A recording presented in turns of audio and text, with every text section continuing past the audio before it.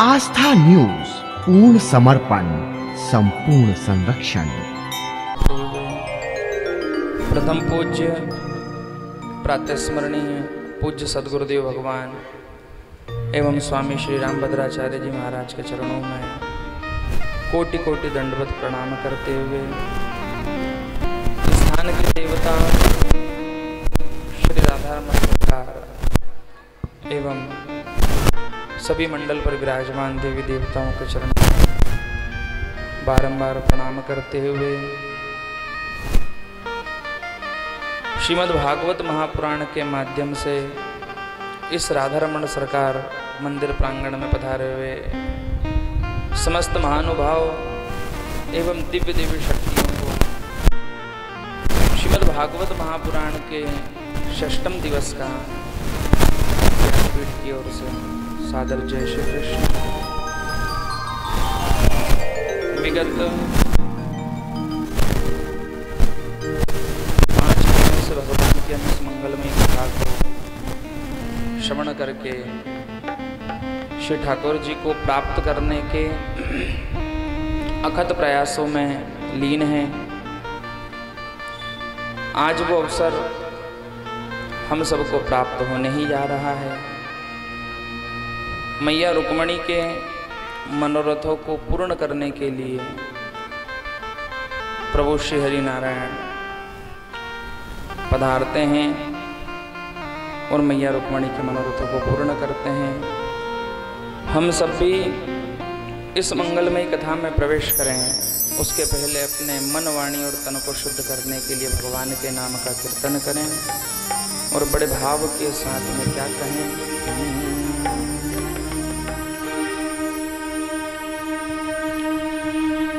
हरि ओम मोहना ओ मोहना ओ मोहना अरे ओ मोहना वो तेरे संग में रहेंगे ओ मोहना तेरे संग में रहेंगे ओ मोहना तेरे संग में रहेंगे ओ मोहना तेरे संग में रहेंगे ओ मोहना हरि ओ मोहना ओ मोहना ओ मोहना ओ मोहना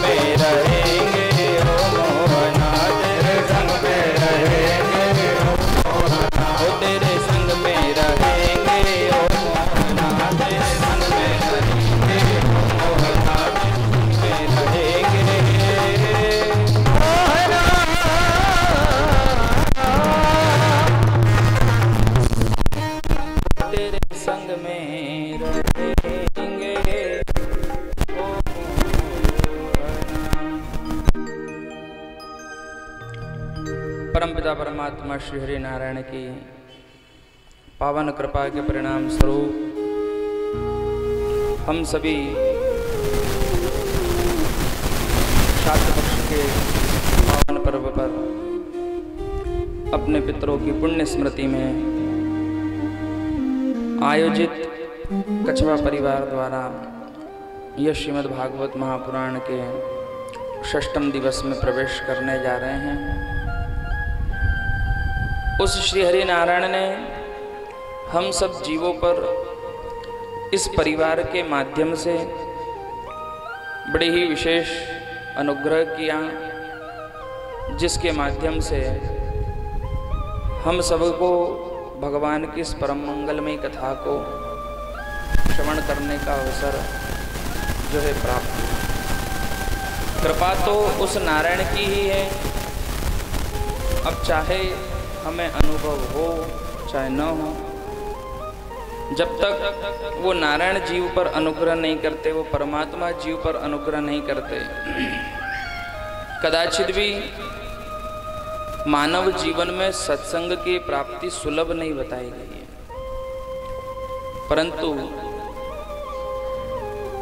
इस जीव पर जब वो श्री हरि नारायण कृपा करते हैं तो बड़ी ही सरलता से उसे सत्संग प्राप्त होने लगता है, और यही सत्संग उसके उद्धार का कारण भी बनता है, उसे श्रेष्ठ मार्ग पर ले जाने का कार्य करता है।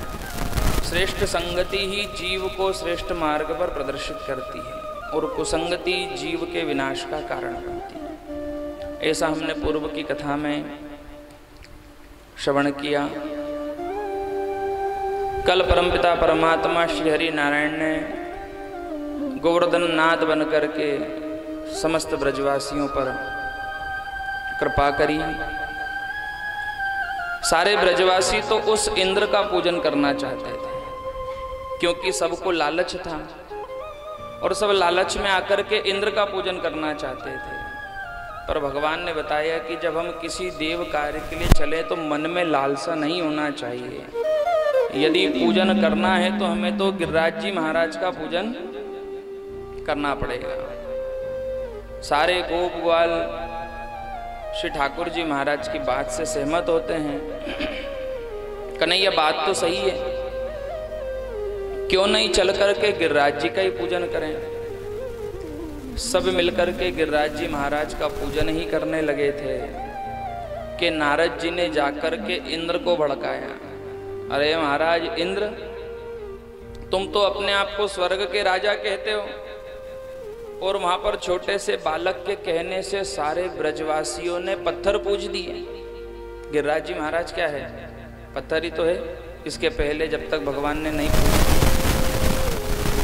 इंद्र को जाकर के बताया नारद जी ने, तुम्हें छोड़ करके ब्रजवासियों ने नन्हे से बालक के कहने से पत्थर की पूजा कर दी।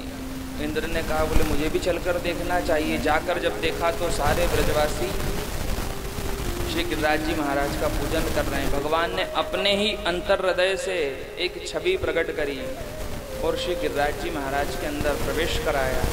एक रूप से पूजत हैं और दूजे से रहे पूजाएं। दोनों हैं भगवान कृष्ण का ही स्वरूप, पर एक पूजा करवा रहे हैं और दूसरे कर रहे हैं, जिनकी पूजन हो रही है। गिरिराज जी महाराज चतुर्भुज स्वरूप में प्रकट होते हैं। छोटे से लाला कन्हैया गिरिराज जी के पंडा बन करके पूजा कराते हैं। ब्रजवासियों को बता रहे हैं, ऐसे इनको स्नान कराया जाए, ऐसे इनको भोग लगाया जाए, ऐसे इनको माला पहनाई जाए। और जब सारा भोग लग गया, सब कुछ हो गया, तो इंद्र को किसी ने जाकर के खबर दी।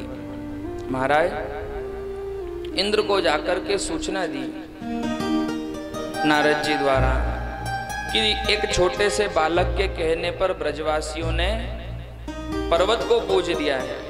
महाराज इंद्र ने अपने मेघमालाओं को आदेश दिया और मेघमालाएं जाकर के संपूर्ण ब्रजमंडल में महाराज वर्षा करने लगती है। और वर्षा भी कैसी, कोई छोटी मोटी वर्षा नहीं, घनघोर वर्षा, बड़ी बड़ी सवा सवा शेर की बूंदें समस्त ब्रजमंडल में गिरने लगती है। जब सवा सवा शेर की बूंदें उस ब्रजमंडल में गिरने लगती है। सारे ब्रजवासी घबराते हैं और कन्हैया से कहते हैं, बोले कन्हैया हमने तेरे कहने से हमारे महाराज इंद्र को छोड़ करके हमने गिरिराज जी महाराज का पूजन कर दिया। अब महाराज इंद्र को अपना कोप बरसा रहे हैं। अब इस कोप से हमारी रक्षा कौन करेगा? भगवान ने कहा, बोले चिंता मत करो, सब अपने नेत्र बंद करो। सबने नेत्र बंद किए और श्री हरि नारायण ने अपनी कनिष्ठिका उंगली के अग्रभाग पर महाराज गिरिराज जैसे विशाल पर्वत को भी धारण कर लिया और सब ब्रजवासियों को बुलाया कि इसके नीचे आ जाओ, इसके नीचे आ जाओ। उन ब्रजवासियों में और हम में एक अंतर है। उन ब्रजवासियों में जब भी समस्या आई तो उनने किसको पुकारा? ठाकुर जी महाराज को। समस्या तो हमारे जीवन में भी आती है, उनके साथ भगवान थे तो भी जीवन में समस्या बनी रही। महाराज हमारे साथ तो संसार है फिर भी जीवन में समस्या है, पर दोनों में अंतर क्या है? उनके जीवन में जब समस्या आई तो उन्होंने भगवान को पुकारा और हमारे जीवन में समस्या आई तो हमने संसार को पुकारा।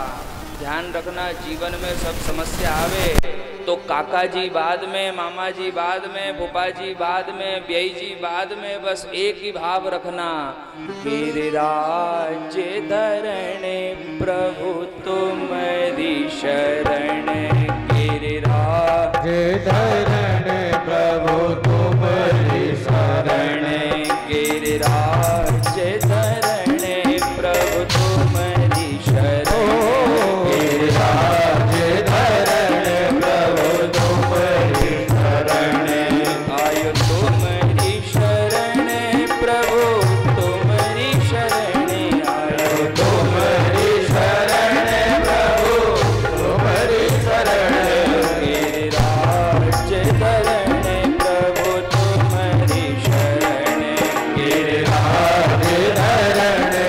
गिरिराज धरणे प्रभु तुम्हारी शरण।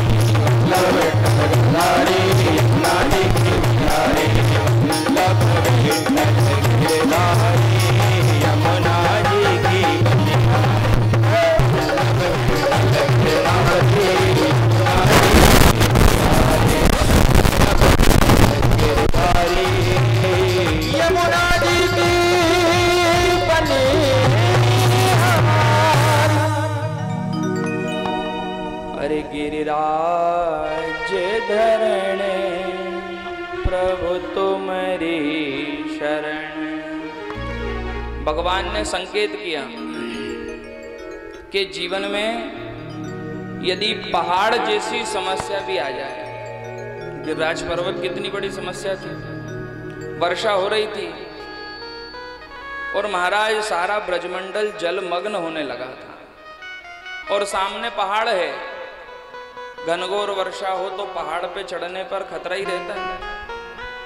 परंतु भगवान ने कहा, बोले चिंता मत करो, इस विशाल पर्वत को मैं धारण कर लूंगा।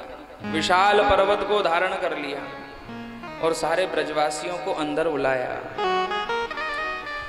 जब उसी गिरिराज जी की तलहटी में जल प्रवेश करने लगा तो शेषनाग को आदेश दिया।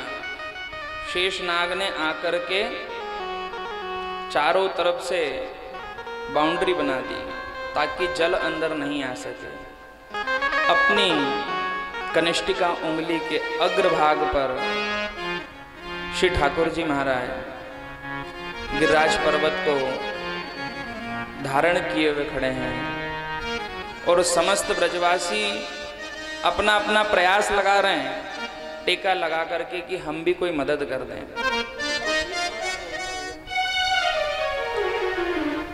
समस्त ब्रजवासी बस बढ़िया अपना अपना प्रयास कर रहे हैं कि हम भी कुछ टेका लगाएं, हम भी इसमें कुछ प्रयास करें। परंतु भगवान जो ही उस पर्वत को थोड़ा सा ढीला छोड़ते हैं कि सबके टेके खसकने लगते हैं, फिर भगवान उसे धारण करते हैं। महाराज इंद्र वर्षा कर करके थक गया, पर किसी भी गोप ग्वाल का बाल भी बांका नहीं हुआ। जब किसी गोप ग्वाल का बाल भी बांका नहीं हुआ तो महाराज इंद्र ने सोचा कि चल करके देखना चाहिए। 7 दिन बीत गए वर्षा होते होते, अगर 1-2 दिन लगातार पानी गिर जाए तो क्या हाल होता है। घर में पानी, बाहर पानी, बिस्तर में भी पानी, जहां देखो पानी पानी। और सारे ब्रजमंडल में 7 दिन से लगातार वर्षा हो रही थी। मन में विचार आया इंद्र के कि चल करके देखना चाहिए क्या हो रहा है। जब इंद्र पहुंचा तो जिस स्थान पर 7 दिनों से लगातार जल की वर्षा हो रही थी, वहां पर जल की एक बूंद भी नहीं दिखाई दी। जल की एक बूंद भी नहीं दिखाई दी। इंद्र ने देखा ये कैसे हो सकता है। ध्यान लगा करके देखा तो क्या देखता है कि जिस बालक के कहने से समस्त ब्रजवासियों ने महाराज श्री गिरिराज जी महाराज का पूजन किया है, वो बालक कोई साधारण बालक नहीं है। वो बालक तो स्वयं परमपिता परमात्मा महाराज लीला पुरुषोत्तम श्री हरि नारायण के ही अवतार हैं। इंद्र क्षमा मांगता है, प्रभु मुझे ज्ञात नहीं था कि ये आपकी लीला है, मुझसे अपराध हुआ, मुझे क्षमा कीजिए। मुझसे अपराध हुआ है, मुझे क्षमा कर दीजिए। भगवान तुरंत क्षमा कर देते हैं। यहाँ पर सुखदेव मुनि राजा परीक्षित को जब कथा सुना रहे हैं तो राजा परीक्षित के मन में प्रश्न आया कि ब्रह्मा जी ने तो छोटा सा अपराध किया, कल सुना था ना, ब्रह्मा जी के मन में मोह हो गया तो गोप ग्वालों को ले जा करके ब्रह्मलोक में विराजमान कर लिया। ब्रह्मा जी के मन में जब मोह हुआ तो गोप ग्वालों को ले जा करके अपने धाम में निवास दिया। समय आने पर भगवान ब्रह्मा जी के पास जाते हैं, ब्रह्मा जी क्षमा मांगते हैं, परंतु भगवान क्रोध में आते हैं और महाराज 40 मंत्रों में स्तुति करते हैं, तब जाकर के ब्रह्मा जी को क्षमा प्राप्त होती है। और यहाँ पर इंद्र केवल आकर के खड़ा हुआ, प्रभु मुझे क्षमा कर दीजिए, मुझसे गलती हो गई, मुझे क्षमा कर दीजिए। और भगवान तुरंत क्षमा कर देते हैं। तब जाकर के राजा परीक्षित पूछता, बोले ब्रह्मा जी और इंद्र के साथ भेदभाव क्यों? ब्रह्मा जी ने इतना बड़ा अपराध किया, भगवान ने, ब्रह्मा जी ने छोटा सा अपराध किया, फिर भी भगवान ने बहुत लंबे समय तक क्षमा नहीं दी।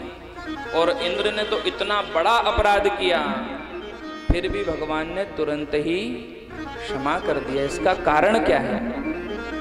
तब जाकर के सुखदेव मुनि बताते हैं राजा परीक्षित को कि ब्रह्मा जी ने जो अपराध किया, उस अपराध के कारण से भगवान के परम प्रिय गोप ग्वालों को भगवान से 6 महीने तक दूर रहना पड़ा।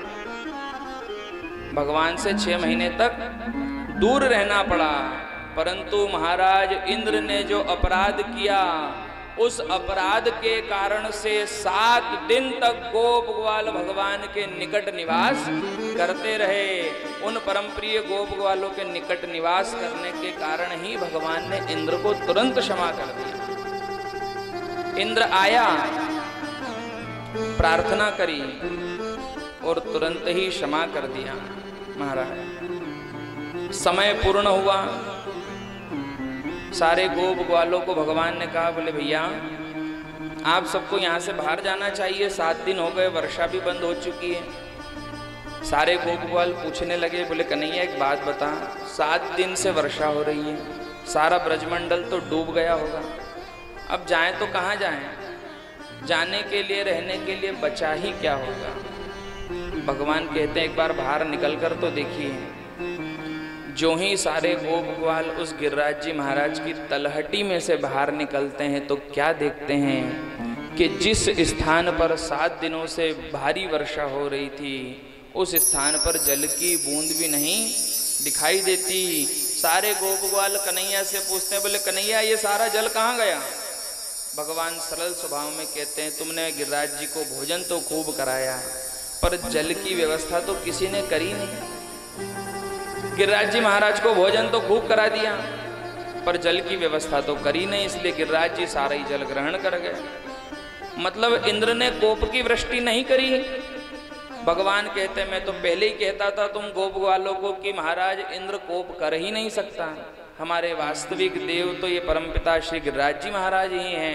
अरे इंद्र तो इनका सेवक है, हमने अपने हाथों से गिरिराज जी को भोजन कराया, जल पिलाने की हमारे पास व्यवस्था ही नहीं थी, इसलिए परमपिता परमात्मा श्री हरि नारायण ने इन गिरिराज जी महाराज की सेवा में आकर के जल की वृष्टि करी। इसलिए महाराज इंद्र ने गिरिराज जी महाराज की सेवा में आकर के जल की वृष्टि करी। महाराज विदुर जी का प्रश्न है, प्रभु इतना सारा जल कहाँ चले गया? मैत्रेय मुनि बताते हैं कि अगस्त ऋषि आकर के इस जल का पान करते हैं। पूर्व समय की बात है, एक बार मैया जानकी के मन में भाव आया कि ब्राह्मण देवताओं को भोजन कराना चाहिए, श्राद्ध का समय चल रहा है, हम सबके मन में भी यही रहता है कि ब्राह्मण देवताओं को भोजन कराना चाहिए। अगस्त मुनि को भोजन के लिए बुलाया जाता है। मैया जानकी जो है अपने हाथों से भोजन बना बना करके अगस्त मुनि को तृप्त करना चाहती है। ये भाव है कि आज कैसे भी करके ब्राह्मण को खूब प्रसन्न किया जाए। प्रभु श्री राम एक छोटी सी लीला करते हैं, अगस्त मुनि को आदेश देते हैं, बोले प्रभु आज अच्छे से भोजन करना। अगस्त मुनि भी स्वीकार करते हैं बात को और भोजन के लिए पधारते हैं। भोजन करना प्रारंभ करते हैं। 1 दिन, 2 दिन, 3 दिन, 4 दिन, 5 दिन, 6 दिन और 7 दिन तक भोजन बनता रहा मैया जानकी की रसोई में, और अगस्त मुनि भोजन ही भोजन करते रहे। स्वयं अन्नपूर्णा की रसोई में भी भंडार समाप्त होने लगा। मैया जानकी हाथ जोड़ करके प्रभु श्री राम के पास गई और जाकर के कहने लगी, बोले प्रभु एक बात बताइए, ये कौन से ब्राह्मण को लेकर के आए? 7 दिन हो गए अभी तक भोजन इसका समाप्त ही नहीं हुआ। तब जाकर प्रभु बताते हैं कि भाव से तुलसी पत्र स्वीकार करा देना। जो ही पात्र में तुलसी पत्र देखा तो अगस्त मुनि जान गए कि प्रभु ने इशारा करा है कि अब भोजन को पूर्ण करना है। स्वीकार किया, ग्रहण किया, तुलसी का दल मुख में रखा और परिपूर्ण कहकर के अगस्त मुनि खड़े होते हैं और प्रभु श्री राम के पास जाते हैं। बोले प्रभु भोजन तो पेट भर के हो गया, अब पानी की व्यवस्था भी करो। 7 दिन से भोजन कर रहे हैं, पानी का एक छोटा सा घुट तक नहीं मिला, पानी की व्यवस्था भी करना चाहिए। प्रभु श्री हरि नारायण भगवान राम अगस्त मुनि को बताते हैं कि हे मुनि, इस जन्म में मैंने तुम्हें भोजन कराया है, कुछ समय के बाद मैं कृष्ण रूप में अवतरित होऊंगा और जो ही अवतरित होऊंगा समय आने पर गिरिराज लीला के माध्यम से इंद्र अपने कोप की वृष्टि करेगा। और जो ही महाराज इंद्र अपने कोप की वृष्टि करेगा तुम आकर के उस जल का पान कर लेना। वही अगस्त्य मुनि महाराज, इधर महाराज इंद्र अपने कोप की वृष्टि करता है और विगत 7 दिनों से केवल अगस्त्य मुनि उस इंद्र के द्वारा की गई कोप की वृष्टि के जल का पान करते हैं। सारे ब्रजवासी जब बाहर निकलते हैं तो क्या देखते हैं कि चारों तरफ केवल धूल उड़ रही है, जल की तो कहीं एक बूंद भी नहीं दिखाई दे रही, जल की तो कहीं एक बूंद भी दिखाई नहीं दे रही। महाराज भगवान के साथ सभी गोप ग्वाल घर की ओर जाते हैं, सब लोग अपने अपने विराजमान होते हैं और परमपिता परमात्मा श्री हरि नारायण से सभी गोप ग्वाल पूछते हैं, बोले कन्हैया एक बात बता, तू इतना छोटा सा और समय समय पर तू ऐसे चमत्कार कर देता है कि तुझे देख करके हमें यकीन नहीं होता। तू इतना छोटा सा बालक है, तू इतना छोटा सा बालक है और इतने बड़े पर्वत को तूने अपनी कनिष्ठिका उंगली के अग्रभाग पर कैसे धारण कर लिया। भगवान कहते हैं, बोले मैं तो पहले ही कहता था कि गौ माता के दुग्ध को, माखन को बेचना नहीं चाहिए, उसको प्रसाद समझ के ग्रहण करना चाहिए। अब मैं तुम्हारे घर में से माखन लाके खाता था तो तुमको बुरा लगता था, तुम चोर कहकर पुकारते थे, पर तुम्हारे द्वारा दिए हुए माखन से ही तो मुझे ये शक्ति प्राप्त हुई है जो गिरिराज जैसे पर्वत को मैंने धारण कर लिया। एक गोप ने कहा, बोले कन्हैया ये तो झूठी बात है, माखन तो हमने भी खाया, कुछ न कुछ तो और चक्कर है। बोले दूसरा चक्कर ये है कि थोड़ी सहायता तुम्हारी मिल गई, सब अपनी अपनी लकड़ी के टेके लेकर के खड़े तो थे। एक ने कहा, बोले कन्हैया और भी कुछ बात है।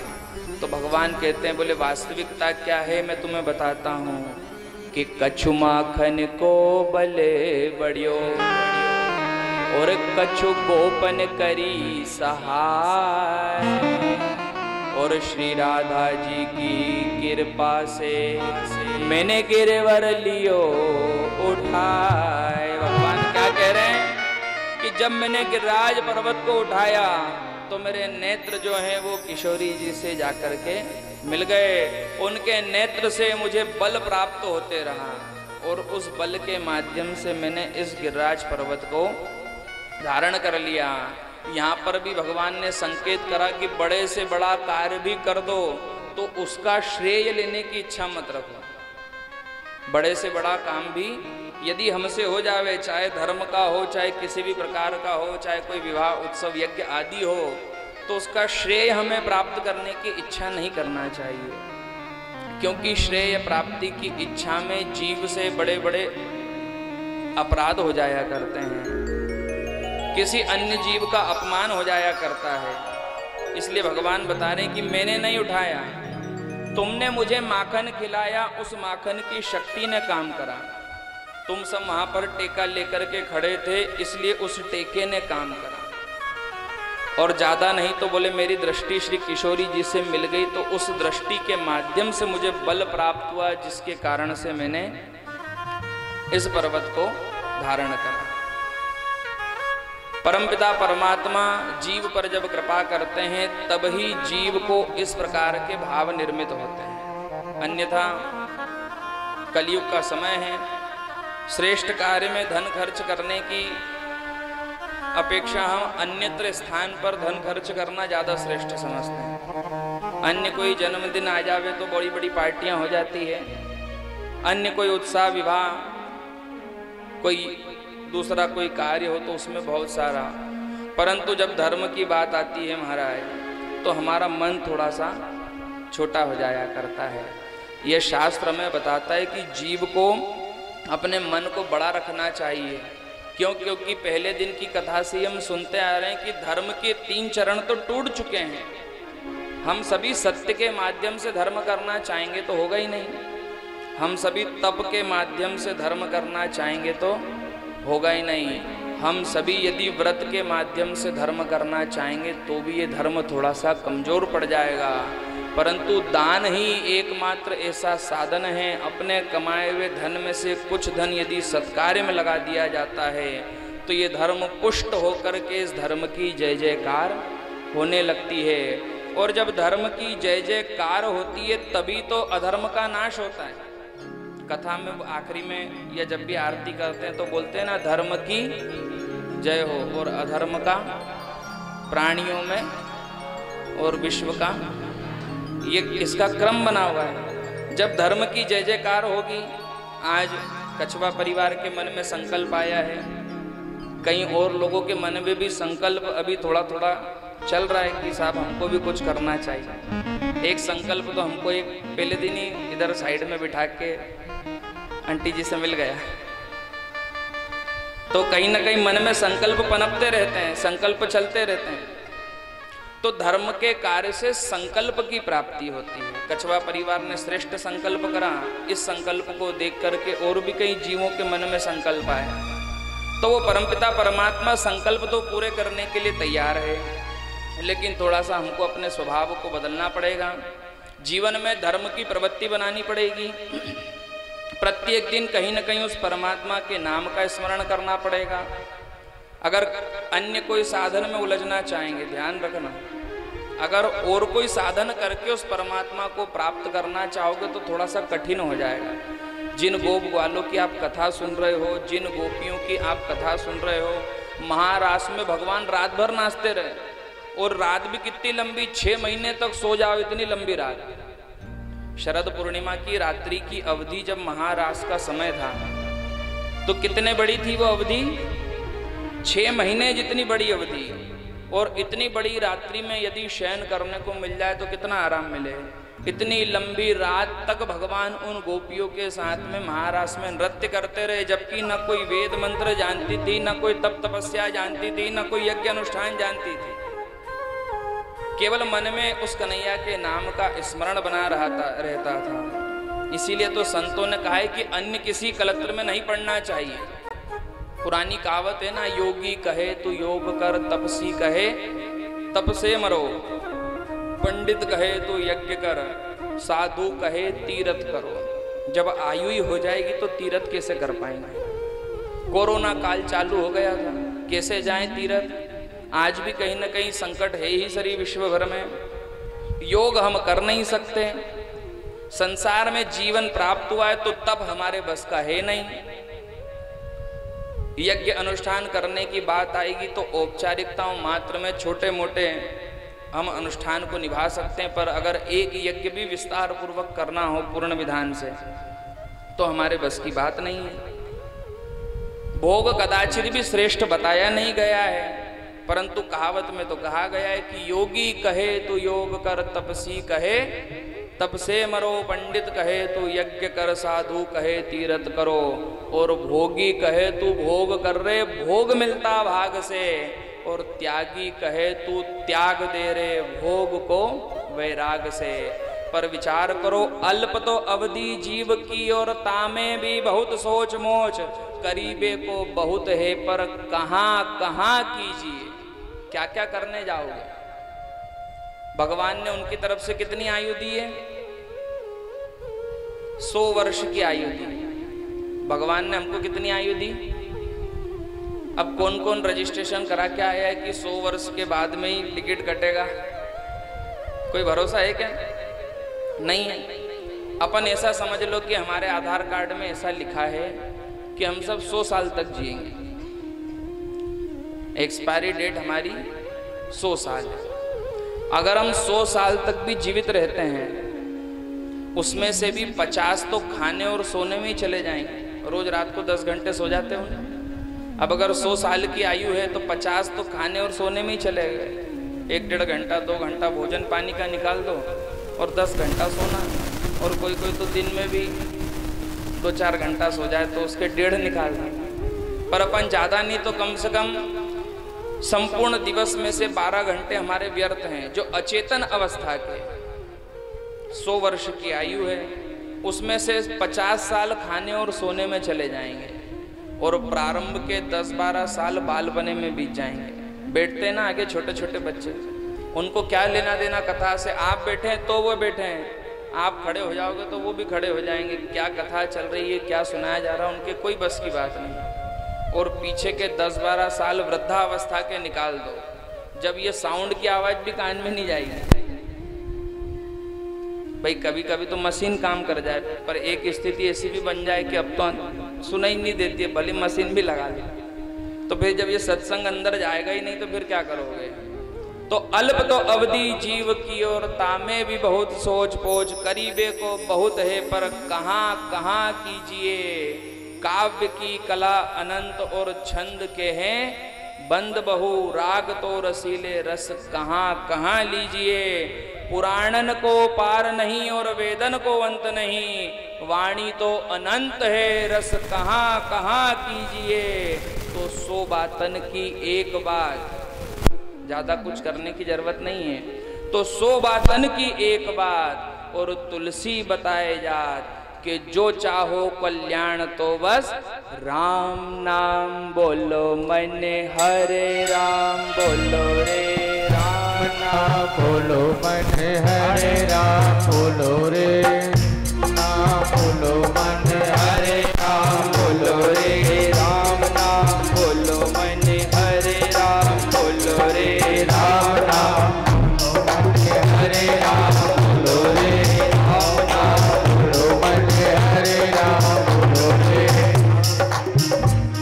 अरे बीत गए दिन भजन बिना रे, बीत गए दिन भजन बिना रे, बीत गए दिन भजन बिना रे, बीत गए दिन भजन बिना रे, और बीते रहे दिन भजन बिना रे, बीत रहे दिन भजन बिना रे। राम नाम बोलो हरे राम बोलो रे राम नाम बोलो मन हरे राम बोलो रे राम नाम बोलो मन हरे राम बोलो रे राम नाम बोलो मन हरे राम बोलो रे।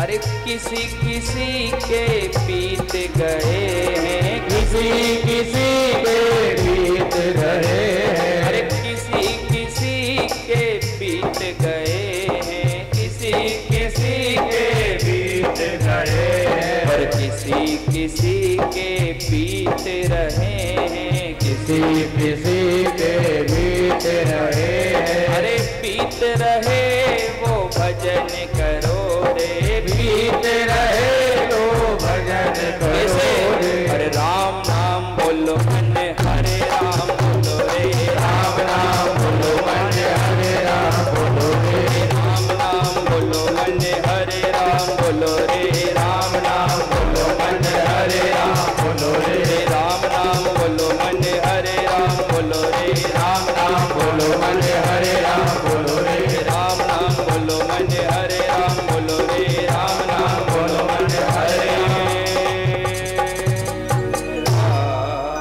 बोलो रे। महाराज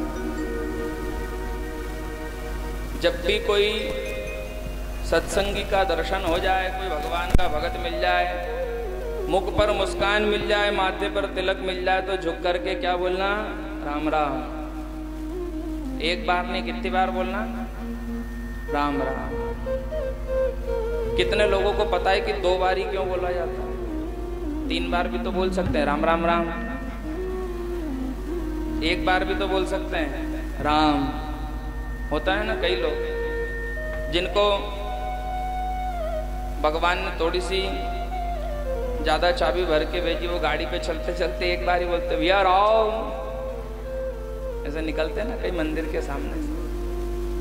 परंतु महाराज हमारे धर्म में नियम दिया हुआ है कि साहब हाथ जोड़ करके झुक करके 2 बार बोलना चाहिए राम राम, राधे राधे। क्यों बोला जाता है 2 बार पता है?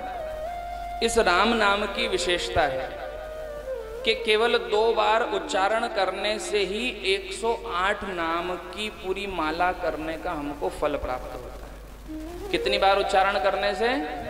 2 बार उच्चारण करने से। राम राम का उच्चारण करो, राम राम, और पूरे 108 के मन के फेरने का फल ले लो। कैसे? ये जो र अक्षर है, वर्णमाला समझते हैं ना सब, क ख ग घ ढ, तो ये जो र अक्षर है ये वर्णमाला का 27वां अक्षर है। कौन सा अक्षर है? 27वां। और इसमें जो मात्रा लगी हुई है आ की, ये दूसरे नंबर पे आता है, अ अनार का और आ। बात समझ में आई? और ये जो म है ये वर्णमाला का 25वां अक्षर है, प फ ब भ म। तो वर्णमाला का 27वां अक्षर है र, और आ की जो मात्रा है वो दूसरा अक्षर है, और 25वां अक्षर म है। अब 27 और 2 29, और म के 25 मिला लो तो कितने हो गए? 54। अब एक बार राम बोला तो 54 पूरे हो गए, और दूसरी बार राम बोला तो 54 दूना 108 पूरे हो जाते हैं। इसलिए महाराज केवल राम शब्द का उच्चारण करने से जीव को एक साथ 108 बार बोलने का फल प्राप्त होता है। बस करना क्या है? झुक करके राम राम। अब एक बार राम राम बोला तो 108 मनके का फल प्राप्त हुआ, पर अगर एक बार किसी से मुख से राधे राधे भी बोल लिया तो महाराज 100 मनके का नहीं 100 माला का फल आपको प्राप्त हो जाता है। अगर राम राम के साथ साथ में राधे राधे बोल लिया तो 100 मनके का नहीं 100 माला का फल प्राप्त हो जाता है। क्योंकि संतों ने कहा है कि राधे राधे सुनने से पता है क्या होता है कि रा अक्षर के सुनत ही मोहन होत विभोर। जैसे ही रा अक्षर सुनते हैं वैसे ही कन्हैया भाव विभोर हो जाते हैं। के रा अक्षर के सुनत ही मोहन होत विभोर, और धा अक्षर के सुनत ही ये तो नाचत जैसे मोर। जैसे ही धा अक्षर सुनते हैं तो जैसे मोर नाचता है वैसे कन्हैया नाचने उठते हैं। इसलिए महाराज जीवन में राम राम तो बोलना ही है, परंतु राधे राधे भी उच्चारण होना चाहिए। ध्यान रखना, जीवन में जो बात, जीवन में जो सत्संग आपकी बिगड़ी नहीं बना सकता वो केवल राधे राधे बोलने से बन जाती है। हम कई बार कथा को सुन चुके हैं महाराज। भगत राधे राधे नहीं बोलता था, और जब मृत्यु हुई यमराज लेने के लिए आए और पूछा कि बेटा तू राधे राधे क्यों नहीं बोलता है, तो वो भक्त कहने लगा, बोले मैं बोलना ही नहीं चाहता राधे राधे। क्या होता है राधे राधे बोलने से? मैं बोलूं ही क्यों राधे राधे? उन्होंने कहा, बोले बेटा मैं तो तुझे नहीं बता सकता। कहने लगा, बोले यमराज भले ही मेरी मृत्यु हो गई हो, पर जब तक मुझे बताओगे नहीं कि राधे राधे बोलने से होता है क्या, मैं जाने वाला नहीं हूँ। यमराज ने कहा, बोले चिंता मत कर, मैं किसी से पूछ कर आता हूँ। यमराज जी ने महाराज इंद्र वगैरह को अपने दूतों को बुलाया कि तुमको किसी को पता है राधे राधे बोलने से क्या होता है? उन्होंने कहा, बोले नहीं पता। यमराज कहने लगे, इसकी मृत्यु हो चुकी है, यमलोक जाने को तैयार नहीं, प्रश्न कर रहा है कि राधे राधे बोलने से होता है क्या है। तब जाकर के उन दूतों ने कहा, बोले प्रभु इससे कहो कि कैसे भी करके ऊपर चले, इसको ऊपर कोई ज्ञानी से मिलवाएंगे। भगत कहने लगा, बोले मैं तो जाने वाला नहीं हूँ, अगर तुम्हें ले जाना है तो कुछ व्यवस्था करो, साधन बुलाओ, बढ़िया वाली गाड़ी बुलाओ। अब उस समय की गाड़ी पालकी बुलवाई गई, पालकी में बिठाया, चल भैया। महाराज यमराज ने, यम के दूतों ने, इंद्र ने, सबने मिलकर के पालकी तो की भोलेनाथ जी के पास लेके गए। बोले प्रभु आप थोड़ा सा इसका मार्गदर्शन कीजिए, ये जानना चाहता है कि राधे राधे बोलने से होता क्या है। भोलेनाथ जी कहने लगे, बोले ये तो हमको भी नहीं पता।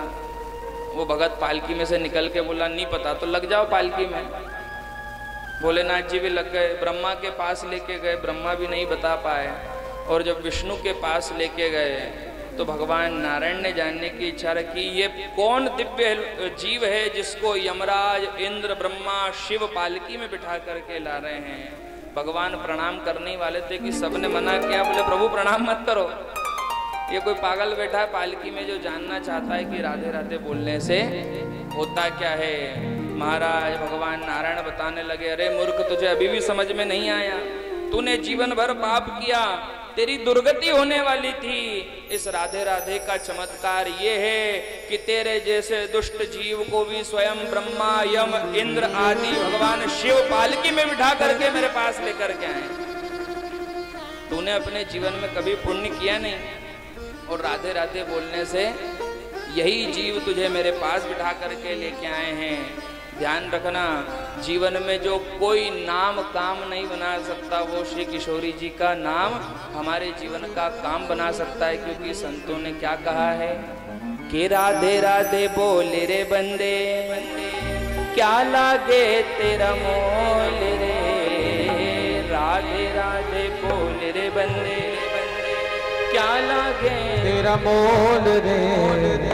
वो तेरी बिगड़ी बन जाएगी तो राधे राधे बोले। तेरी बिगड़ी बन जाएगी तो राधे राधे बोल। तेरी बिगड़ी बन जाएगी तो राधे। तेरी बिगड़ी बन जाएगी तो राधे राधे बोल। राधे राधे बोले रे बंदे, क्या लागे तेरा मोल रे। राधे राधे बोल रे बंदे, क्या लागे तेरा मोल रे।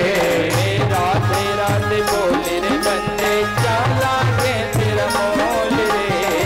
राधे राधे बोल रे बंदे, क्या लागे तेरा मोल रे। तेरी बिगड़ी बन जाएगी तो राधे राधे बोल। तेरी बिगड़ी बन जाएगी तो राधे राधे बोल।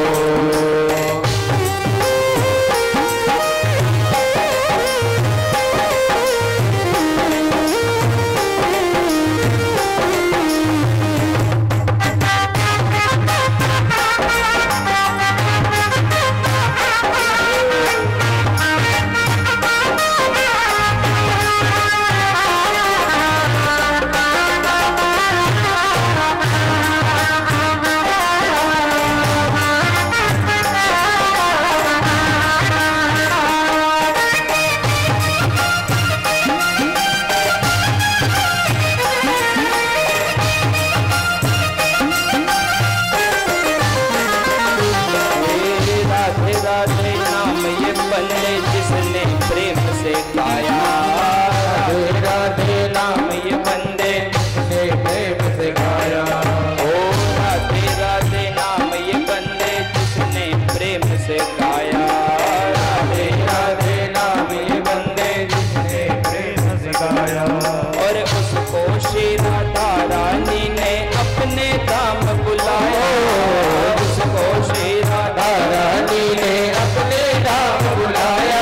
तुझको भक्ति मिल जाएगी तो राधे राधे बोल। तुझको भक्ति मिल जाएगी तो राधे राधे बोल। राधे राधे बोले रे बंदे, क्या लागे तेरा मोल। राधे राधे बोल रे बंदे, क्या लागे तेरा मोल। तेरी बिगड़ी बन जाए राधे राधे बोल। तेरी बिगड़ी बन जाएगी तो राधे राधे बोल।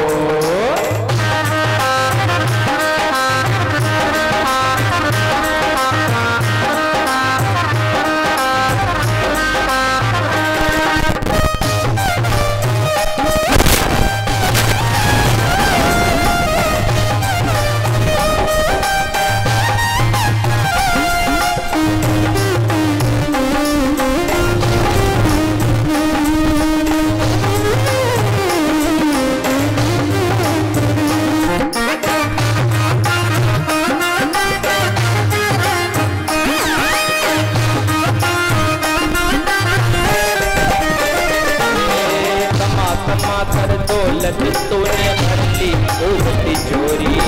कमा कमा कर दौलत तूने भर ली खूब तिजोरी। कमा कमा कर दौलत तूने भर ली खूब तिजोरी। कमा कमा कर दौलत तूने भर ली खूब तिजोरी। भूल गया तू मिली थी तुझको आयु बहुत ही थोड़ी। भूल गया तू मिली थी तुझको आयु बहुत ही थोड़ी। काया मिटा जाएगी तो राधे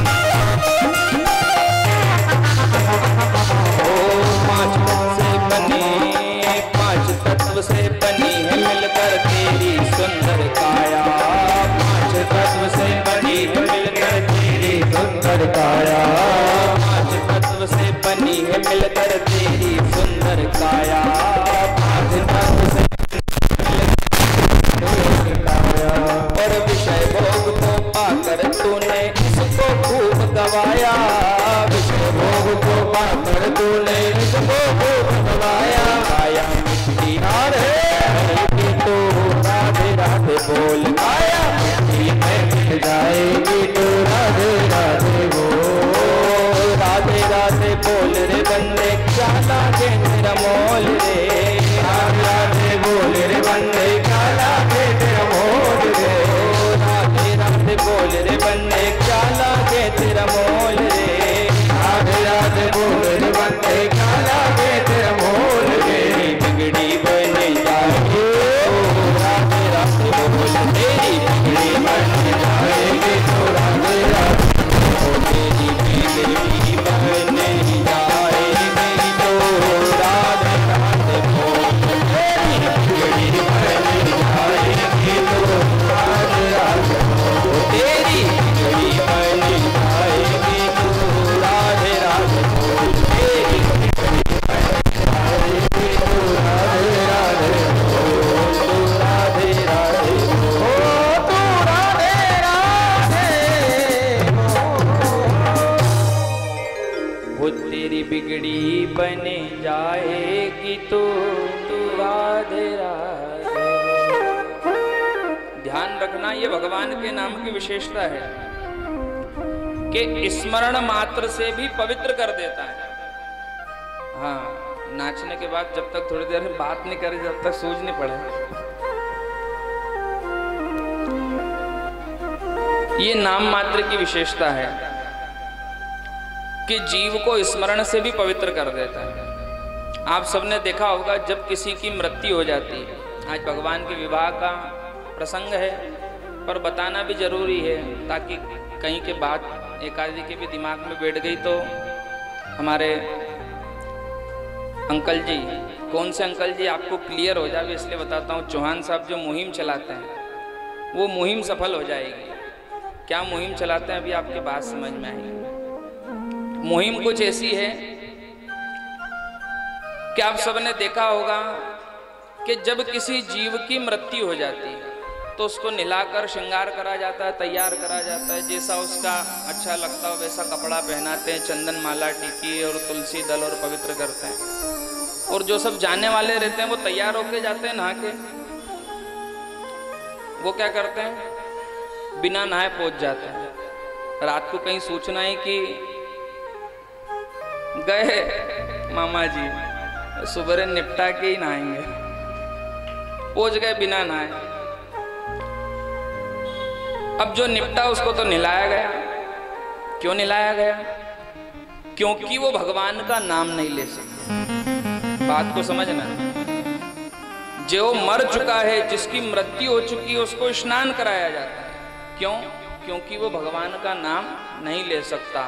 और जितने जीव जीवित हैं वो सब भगवान के नाम का स्मरण करते हुए उसके पीछे पीछे चले जाते। क्यों? क्योंकि इन नाम की विशेषता है कि नाम मात्र से भी जीव पवित्र माना गया है। अगर हमने नाम का स्मरण कर लिया तो समझ लो स्नान का फल प्राप्त हो गया।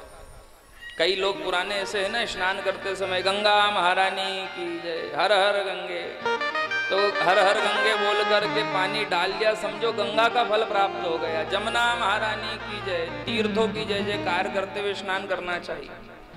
अगर तीर्थों की जय जयकार करते हुए स्नान कर लिया या भगवान के नाम का स्मरण कर लिया तो नाम मात्र से भी हम पवित्र माने जाते हैं। परंतु वो जो मर गया है वो बोल नहीं सकता, और इतने सारे जीव उसकी मृत्यु के कारण से भगवान के नाम का स्मरण करते हैं। और जैसे ही भगवान भोलेनाथ को पता चलता है कि बहुत सारे लोग मिलकर के आवाज लगा रहे हैं राम नाम सत्य है, तो भगवान शिव भी कैलाश पर्वत से आते हैं। मैं भी तो देखूं कौन है ये पुण्यात्मा, मैं भी तो देखूं कि कौन है ये पुण्यात्मा। जब भगवान शिव आते हैं जब तक उस जीव का अंतिम संस्कार हो जाता है, क्योंकि फाइल निपटाने में देर नहीं करते, रुकना नहीं, जल्दी चलो।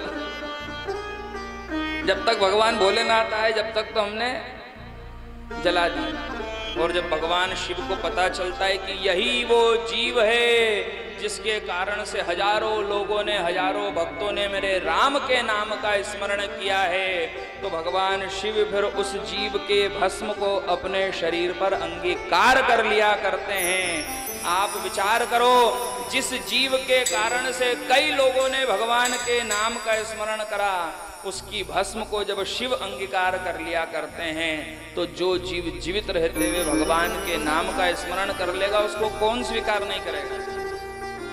आज पता है बहुत दिनों में ऐसा संयोग आता है, शायद आपने कैलेंडर पर ध्यान नहीं दिया होगा। आज का जो दिन है वो इतना महत्व है। सबसे पहला सोमवार का दिन है, साथ साथ में भगवान शिव के भक्तों के लिए है ना साहब। थोड़ा सा टोटका बताना जरूरी हो गया आजकल कथा में, भाई जब तक मजा ही नहीं आए बैठने वाले हो। आज के दिन की विशेषता सुनते हैं। एक तो सोमवार का दिन है, साथ साथ में आज प्रदोष का व्रत भी है। सोमवार का दिन कौन से भगवान का, और प्रदोष का व्रत कौन से भगवान का, और मास की शिव चतुर्दशी भी आज ही है। कई हजार सालों में जाकर के ऐसे संयोग मिलते हैं। ध्यान रखना, इस श्रीमद् भागवत महापुराण के माध्यम से इस व्यासपीठ से कहना चाहूंगा, जो काम बिल्ला चढ़ाने से नहीं हुआ, जो काम बिलपत्र चढ़ाने से नहीं हुआ, जो काम रुद्राक्ष चढ़ाने से नहीं हुआ, जो काम शहद चढ़ाने से नहीं हुआ, वो काम अगर इन भोलेनाथ के चरणों में बैठ करके उन्हीं के ईश्वर राम की कथा को, कृष्ण की कथा को सुन लिया तो हो जाएगा। क्योंकि भगवान भोलेनाथ तो उनकी कथा सुनने के प्रेमी है ना। हनुमान चालीसा पढ़ते हैं ना, क्या अच्छा लगता है। हनुमान जी कौन है? भगवान शिव के अवतार है। और जब हनुमान चालीसा पढ़ते हैं, सही कह रहा हूं ना, गलत तो नहीं, राम जी के अवतार था। किसके अवतार हैं? एकादश रुद्र के रूप में हनुमान जी महाराज विराजमान है। पूछा हनुमान जी से क्या अच्छा लगता है, तो राम कथा सुनिबे को रसिया। कुछ भी अच्छा नहीं लगता, बस राम की कथा सुनाओ मुझे, तो कृष्ण की कथा सुनाओ, उसके अलावा कुछ नहीं चाहिए। और आज की कथा तो प्रत्यक्ष प्रमाण है। पता चला कि जैसे ही भगवान रास रचने वाले हैं तो गोपी बन करके पहुंच गए। आगे कथा में आप श्रवण करेंगे। ये भगवान की विशेषता है, कुछ नहीं चाहिए।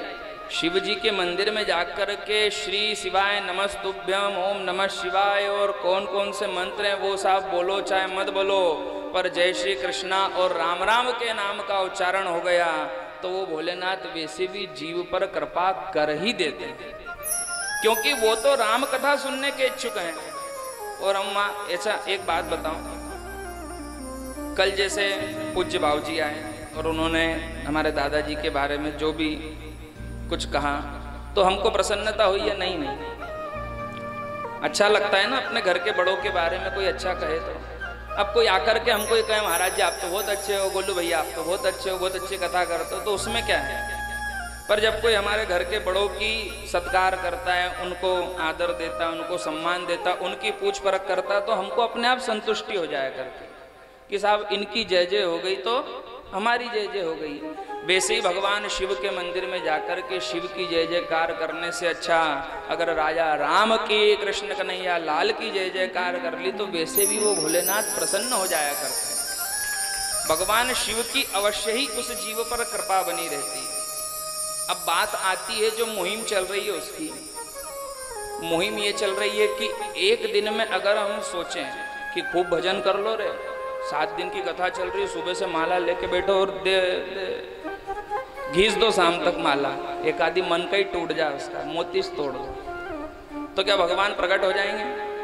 नहीं प्रकट हो जाएंगे। कहीं ना कहीं भगवान से जुड़ करके रहना पड़ेगा, क्योंकि एक दिन में भगवान प्रत्युत्तर नहीं करते। ये प्रत्यक्ष प्रमाण है। मीराबाई ने जब भक्ति करना चालू करी तो भगवान से बात करना चाहती थी, प्रभु बोलोगे?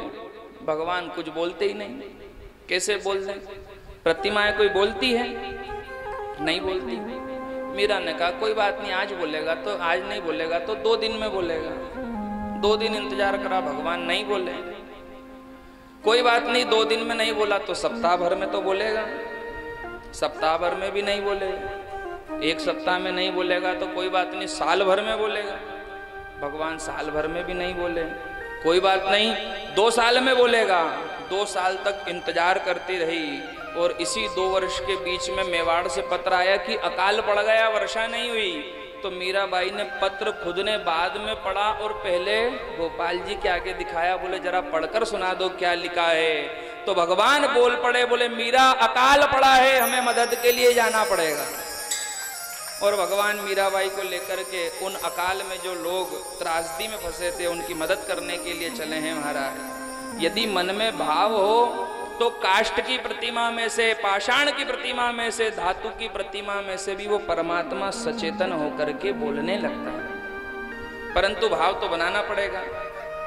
अब कुछ लोग ऐसे हैं जो यहाँ से दूर रहते हैं, उनकी बात नहीं कर रहे, उनको छूट है। जो यहाँ से 10 किलोमीटर दूर से आए हैं, जो परिवार के व्यवहार को निभाने, संबंध को निभाने आए हैं, ये बात उन लोगों की जो आसपास रहते हैं, कम से कम 500 मीटर की दूरी में। जब से मंदिर का नवनिर्माण हुआ है, जब से हमारे पूज्य अंकल जी के माध्यम से ये सभी को जागृत किया जाता है कि भैया मंदिर में पधारा करो। मंदिर का नियम क्या है, कितने लोगों को पता है? सुबह 7, 6:30, 7 बजे मंदिर खुलता है। उसके बाद में ठाकुर जी की सेवा प्रारंभ हो जाती है। 8:30 बजे तक भगवान स्नान ध्यान करके फूल माला पहन करके तैयार हो जाते हैं। ठीक 8:30 बजे भगवान की आरती होती है। कितनी बजे? 8:30 बजे। उस 8:30 बजे की आरती में जो लोग भगवान के अति प्रेमी हैं वो तो पधार जाते हैं, जैसे हमारे पूज्य अंकल जी हुए और भी हमारे बबली काका हैं, हमारे अंकल जी हैं जो समय रहते पधार जाया करते हैं, और भी कुछ लोग हैं। उसके बाद में जो नित्य प्रति दर्शन करने वाले वो लोग, सायंकाल में फिर भजन संध्या का आयोजन माताओं के द्वारा होता है। तो उसमें भी राधा रमण महिला मंडल के कुछ लोग ऐसे, हमारे आंटी जी बहुत सारे ऐसे जिनका प्रतिदिन भगवान के भजन में कहीं ना कहीं मन लगा रहता है, तो वो पधार जाते हैं, भजन करते हैं। पर बचे हुए लोगों को रोज आने में समस्या क्या होती है? बचे हुए लोग रोज क्यों नहीं आ पाते हैं? ध्यान रखना, बहुत जरूरी काम रहता है तो खाना खाना भूल जाते हैं। बहुत जरूरी काम रहता है तो क्या हम अपने वस्त्र पहनना भूल जाते हैं? क्या बहुत जरूरी काम है तो श्रृंगार करना कभी भूले? और आज तो जल्दी जाना है, काम करो, जैसे हैं वैसे उठ के चलो। नहीं, 5 मिनट रुकना ही पड़ेगा, भले ही कितना ही जरूरी काम है। पहले देख लिया कि हाँ सब ठीक ठाक है, उसके बाद कितना ही जरूरी काम हो साहब। ध्यान रखना, जितने भी जरूरी काम होते हैं ना, उन सबके पीछे भगवान ही छूटता है।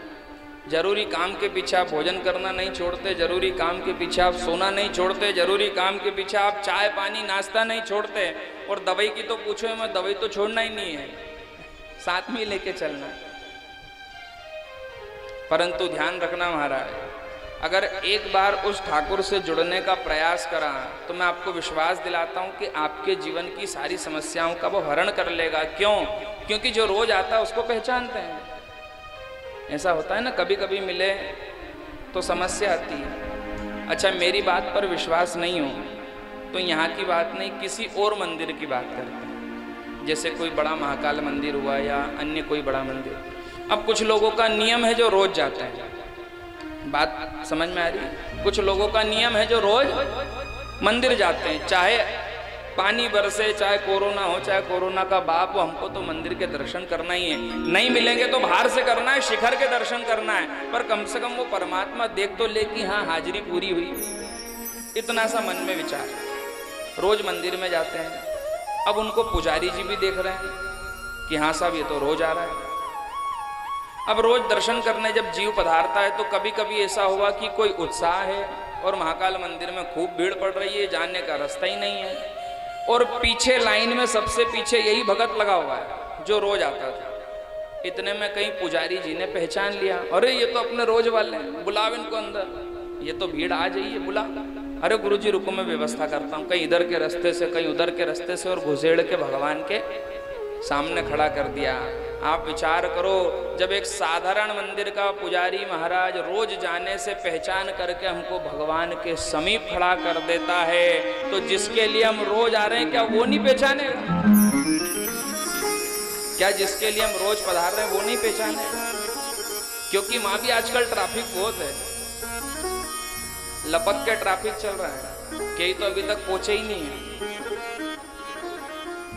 भगवान नहीं करेंगे तीसरी लहर आ जाए तो ट्रैफिक बढ़ जाएगा, एक के पीछे एक चक्का जाम चल रहा है वहां पे। तो इसलिए महाराज हमको क्या करना चाहिए, उस परमपिता परमात्मा नारायण से जुड़े रहने का प्रयास करना चाहिए। इन ब्रजवासियों ने भी यही किया, भगवान से जुड़े, भगवान हर समस्याओं का समाधान करते चले गए। गिरिराज पर्वत को उठा करके समस्त ब्रजवासियों पर श्री हरि नारायण ने कृपा करी। जब पर्वत को नीचे रख करके वापस घर लौटे तो मैया ने 56 भोग लगाया और 56 भोग लगा करके अपने लाल को अपने हाथ से सुंदर सुंदर पकवानों का भोजन कराया है। संतों ने पूछा कि साहब 56 भोग क्यों? तो मैया यशोदा के अष्ट प्रहर की सेवा का वर्णन आता है कि मैया यशोदा अपने लाल को दिन भर में 8 बार भोजन कराया करती थी। दिन भर में कितनी बार? गोवर्धन नाथ जी मंदिर से कौन कौन परिचित हैं?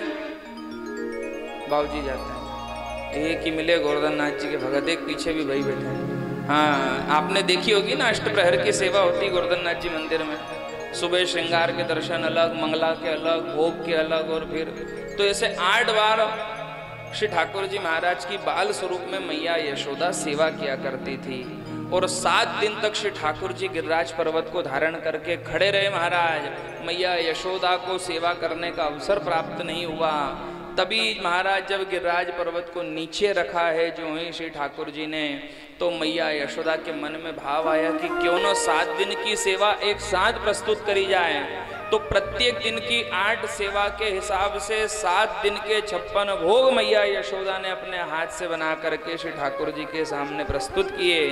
भगवान ने उन्हें ग्रहण किया और समस्त ब्रजवासियों के साथ मैया यशोदा आदि पर भी कृपा करके श्री ठाकुर जी अपनी लीलाओं में व्यस्त हुए। आगे चल करके एक दिन की बात है, प्रातः काल से पहले ही नंद बाबा की नींद खुली।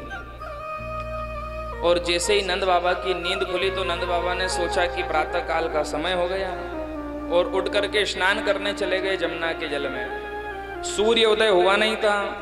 सूर्योदय के पहले स्नान करने का भी दोष बताया गया है तीर्थ आदि में। और जो ही सूर्योदय हुआ है महाराज के वरुण लोक से वरुण देवता पधारते और नंद बाबा को बंदी बना करके वरुण लोक ले जाते हैं।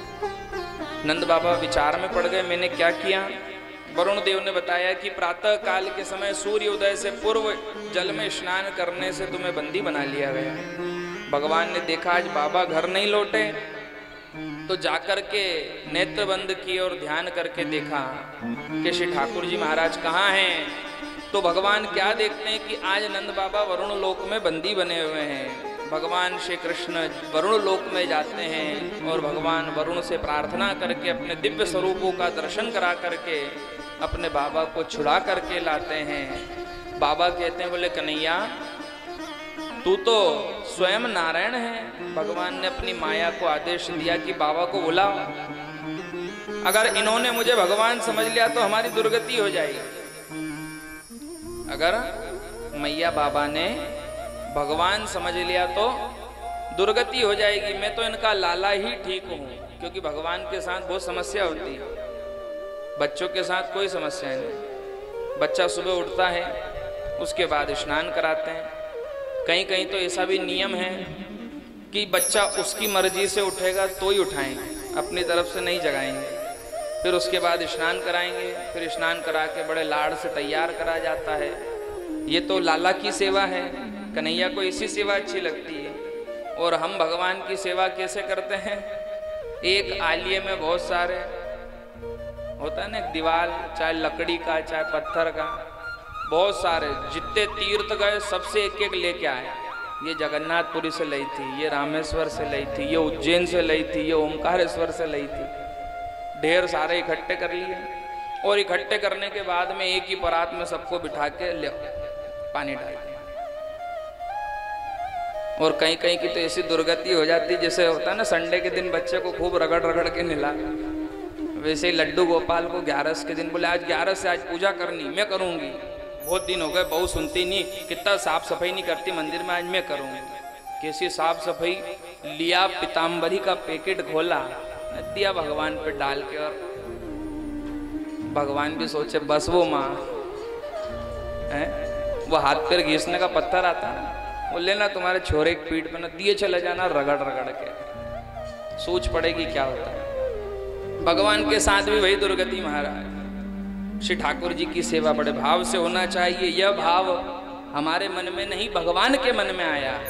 भगवान ने अपनी माया को आदेश दिया और वरुण देव को लोक से नंद बाबा को छुड़ाने के बाद उनकी स्मृति को नष्ट किया। धीरे धीरे धीरे महाराज समय निकलने लगा। प्रभु ने मैया यशोदा को भी अपनी दिव्य लीलाओं का दर्शन मृद भक्षण लीला के माध्यम से कराए। एक दिन भगवान बड़ी आयु में आने के बाद भी मिट्टी का ढेला उठा करके मुख में रखते हैं। बलदाव जी जाकर के मैया यशोदा से कहते हैं, बोले मैया तेरा लाल तो मिट्टी खाता है। मैया जाकर के एक हाथ से हाथ पकड़ती, एक हाथ में छड़ी लेकर के कहती, कन्हैया मुंह खोल, मैंने सुना है बलदाव आकर कह रहा था तूने मिट्टी खाई है। जो ही भगवान मुंह खोलते हैं तो महाराज संपूर्ण ब्रह्मांड का दर्शन मैया यशोदा को श्री ठाकुर जी के मुख में ही होता है। मैया अचेत अवस्था में चली जाती है। जल छीट करके श्री ठाकुर जी मैया को जागृत अवस्था में लाते हैं और योग माया के माध्यम से मैया यशोदा की भी स्मृति को नष्ट करते हैं। अब मैया यशोदा को तो ज्ञात हो गया कि ये कोई साधारण बालक नहीं, ब्रह्म है। भगवान ने स्मृति भी नष्ट करी। वरुण देव को भी ज्ञात हो गया, नंद बाबा को भी ज्ञात हो गया कि ये कोई साधारण बालक नहीं, ब्रह्म है। अब बचे सारे गोप ग्वाल। एक दिन गायें चराने महाराज जो ही जाते हैं और जैसे ही जाकर के गौचारण लीला में व्यस्त होते हैं कि चारों तरफ वन में आग लगती है। सारी गौएं बछड़े गोप ग्वालों उस अग्नि के घेरे में फंस करके विलाप करने लगते हैं, परमात्मा को पुकारते हैं। भगवान कहते हैं सब नेत्र बंद करो, और भगवान सब गोप ग्वालों के देखते ही देखते उस अग्नि का पान कर जाते हैं महाराज। सारे गोप ग्वाल भी कन्हैया को जय जयकार करने लगते हैं। परंतु भगवान ने यहाँ पर भी वही किया कि यदि इन गोप ग्वालों के मन में ये आ गया कि मैं ब्रह्म हूं, कोई साधारण बालक नहीं हूं, अगर मैं ब्रह्म हूं, कोई साधारण बालक नहीं हूं, तो इनकी मित्रता थोड़ी सी कमजोर पड़ जाएगी। इसलिए उन सब की भी माया को नष्ट किया। आगे चल करके महाराज लीला आती है कि परमपिता परमात्मा श्री हरि नारायण समय आने पर मुरली का मधुर वादन करने लगे। और धीरे धीरे जब समय व्यतीत हुआ तो एक दिन की बात है, प्रातः काल के समय भगवान जमुना के तट पर कदम के वृक्ष पर विराजमान है। सारी गोपियां स्नान करने पधारती है और जो ही स्नान करने पधारती है तो भगवान उन समस्त गोपियों के वस्त्रों को छीन करके अपने वृक्ष पर लगा लेते हैं। और गोपियों ने भी जमुना जल में स्नान करके क्या किया, माँ कात्यायनी का पूजन करा और कात्यायनी देवी से प्रार्थना करती है कि कात्यायनी महामाये महायोगिन्यधीश्वरी और नंद गोप सुतम देहि पतिम में कुरुते नमः। क्या प्रार्थना करी कि हे माँ कात्यायनी, हे माँ योगेश्वरी, ये जो नंद राय जी का छोरा है इसे हम पति के रूप में चाहती हैं, इसे हम पति के रूप में चाहती हैं।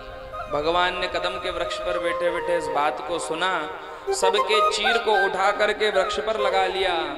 जो ही सारी गोपियां स्नान करके बाहर निकली है तो आज किसी भी गोपी के वस्त्र वहां पर दिखाई नहीं दे रहे हैं। गोपियां महाराज, गोपियां जो है श्री ठाकुर जी महाराज से कहती, बोले कन्हैया माखन चुराया जब तक तो कोई समस्या नहीं, अन्य कोई वस्तु चुराई जब तक भी कोई बात नहीं, तूने बहुत सारी उद्यमें करी वो भी हमने सहन कर ली, पर आज हमें निर्वस्त्र करके तुझे शर्म नहीं आ रही है? अरे हमारे वस्त्र लौटा दे, घर पर काम पड़ा है, सब हमारी राह देख रहे होंगे। भगवान कहने लगे मैंने सुन लिया है, तुम सब अभी कात्यायनी देवी से कह रही थी कात्यायनी महामाये महायोगिन्यधीश्वरी नंद गोप सुतम देहि पतिम में कुरुते नमः। तुम मुझे पति रूप में चाहती हो, तुम्हें शर्म नहीं आती? घर पर तुम्हारे सबके पति हैं, तुम्हें लज्जा नहीं आती? भगवान उपदेश करने लगे, भगवान ने उपदेश करा, तुम्हें शर्म नहीं आती? महाराज क्या उपदेश करा? एक ही धर्म एक ही नेमा। क्या उपदेश है? कि इस संसार की स्त्रियों का केवल एक ही धर्म है, एक ही नियम है। क्या?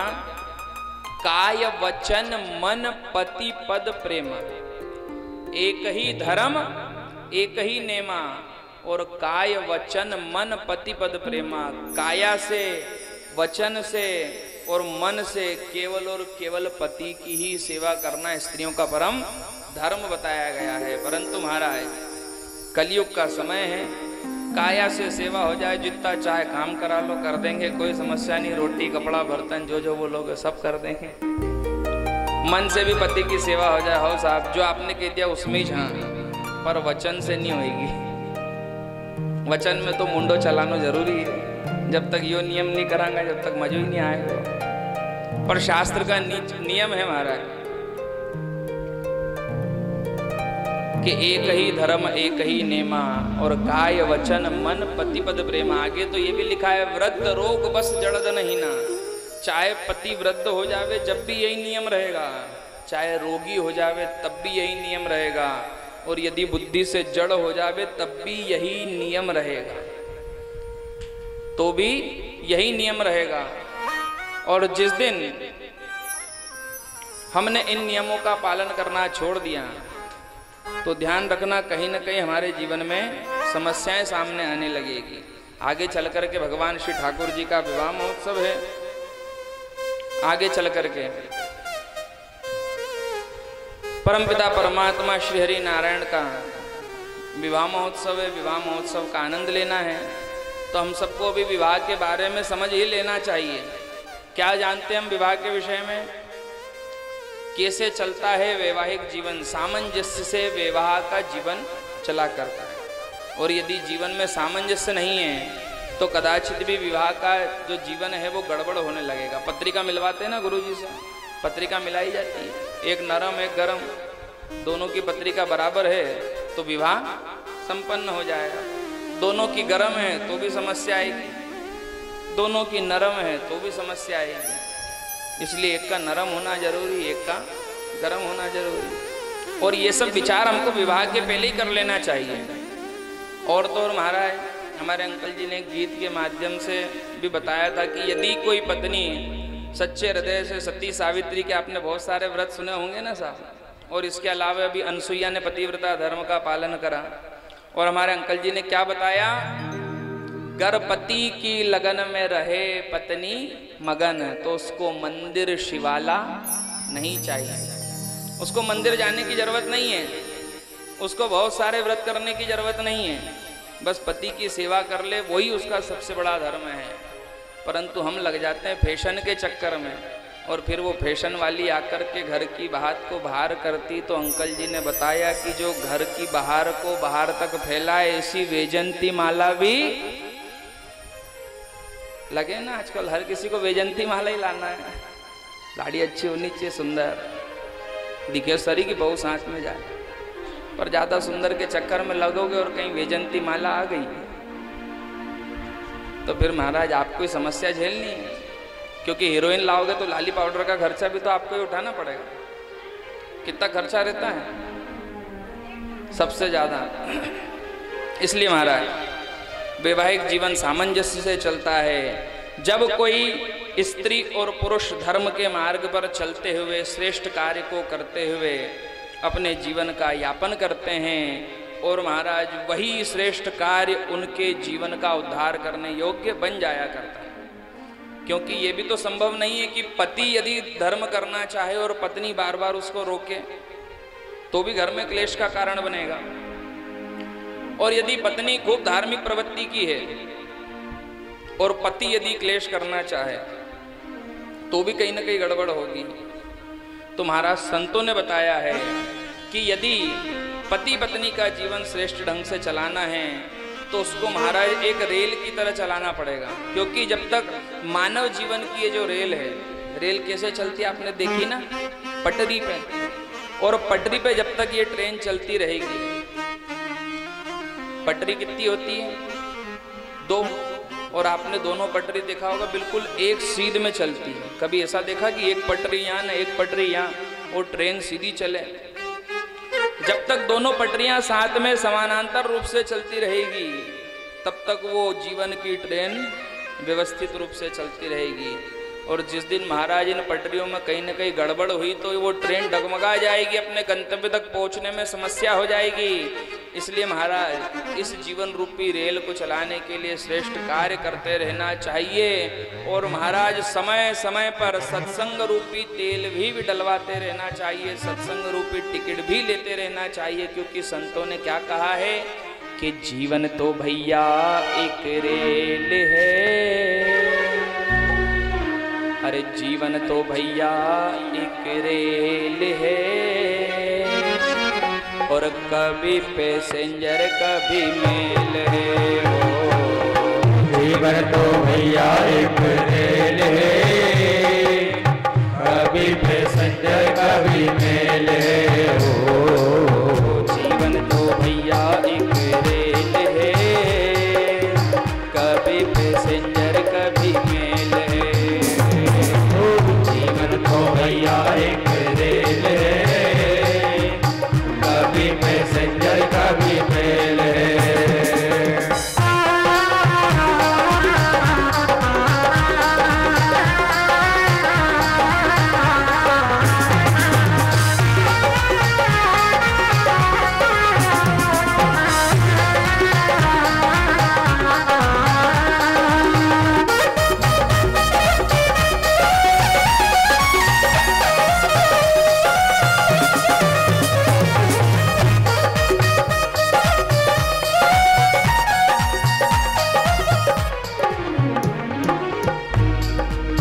अच्छे कर्मों की टिकट कटा लेना, टीटी आए तो उसे दिखा देना। अच्छे कर्मों की टिकट कटा लेना, टीटी आए तो उसे दिखा देना। अच्छे कर्मों की टिकट कटा लेना, टीटी आए तो उसे दिखा देना। अच्छे कर्मों की टिकट कटा लेना,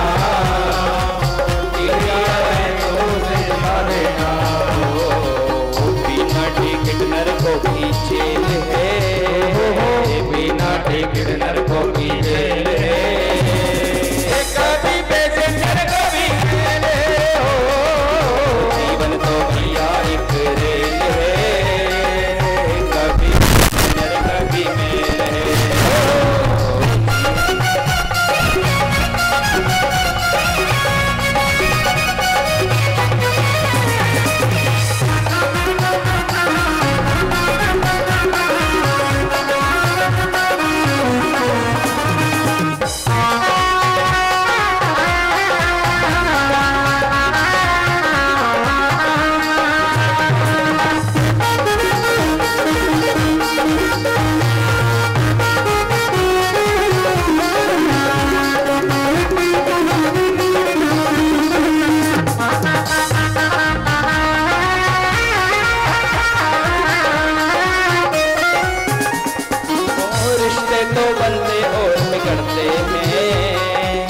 यात्री भी चढ़ते और उतरते हैं, रिश्ते तो बनते और बिगड़ते हैं, यात्री भी चढ़ते और उतरते हैं। सांसों का जब तक इसमें तेल है, सांसों का जब तक इसमें तेल है, कभी पैसेंजर कभी मेल है। जीवन तो भैया एक रेल है, कभी पैसेंजर कभी मेल है। जीवन तो भैया एक रेल है, कभी पैसेंजर कभी मेल है। कभी पैसेंजर कभी मेल है, कभी पैसेंजर कभी मेल है। रिश्ते तो बनते और बिगड़ते हैं, यात्री भी चढ़ते और उतरते हैं। ट्रेन में बैठे ना, आज इससे बन रही है तो उससे नहीं, कल उससे बनेगी तो उससे नहीं, फिर उससे बन गई तो उससे नहीं। तो रिश्ते तो बनते और बिगड़ते हैं। जैसे ट्रेन में यात्री तो चढ़ते और उतरते हैं। कब तक? सांसों का जब तक इसमें तेल है, सांसों का जब तक इसमें तेल है। कभी पैसेंजर कभी मैन है। जीवन तो भैया एक रेल है महाराज। ये मानव रूपी रेल जब ही चलेगी जब दो पटरियां साथ में पति और पत्नी की बनी रहे, और जिस दिन इन पटरियों में गड़बड़ होगी उस दिन कहीं ना कहीं समस्याएं हो जाएगी। और इन पटरियों में गड़बड़ हम ही करते हैं,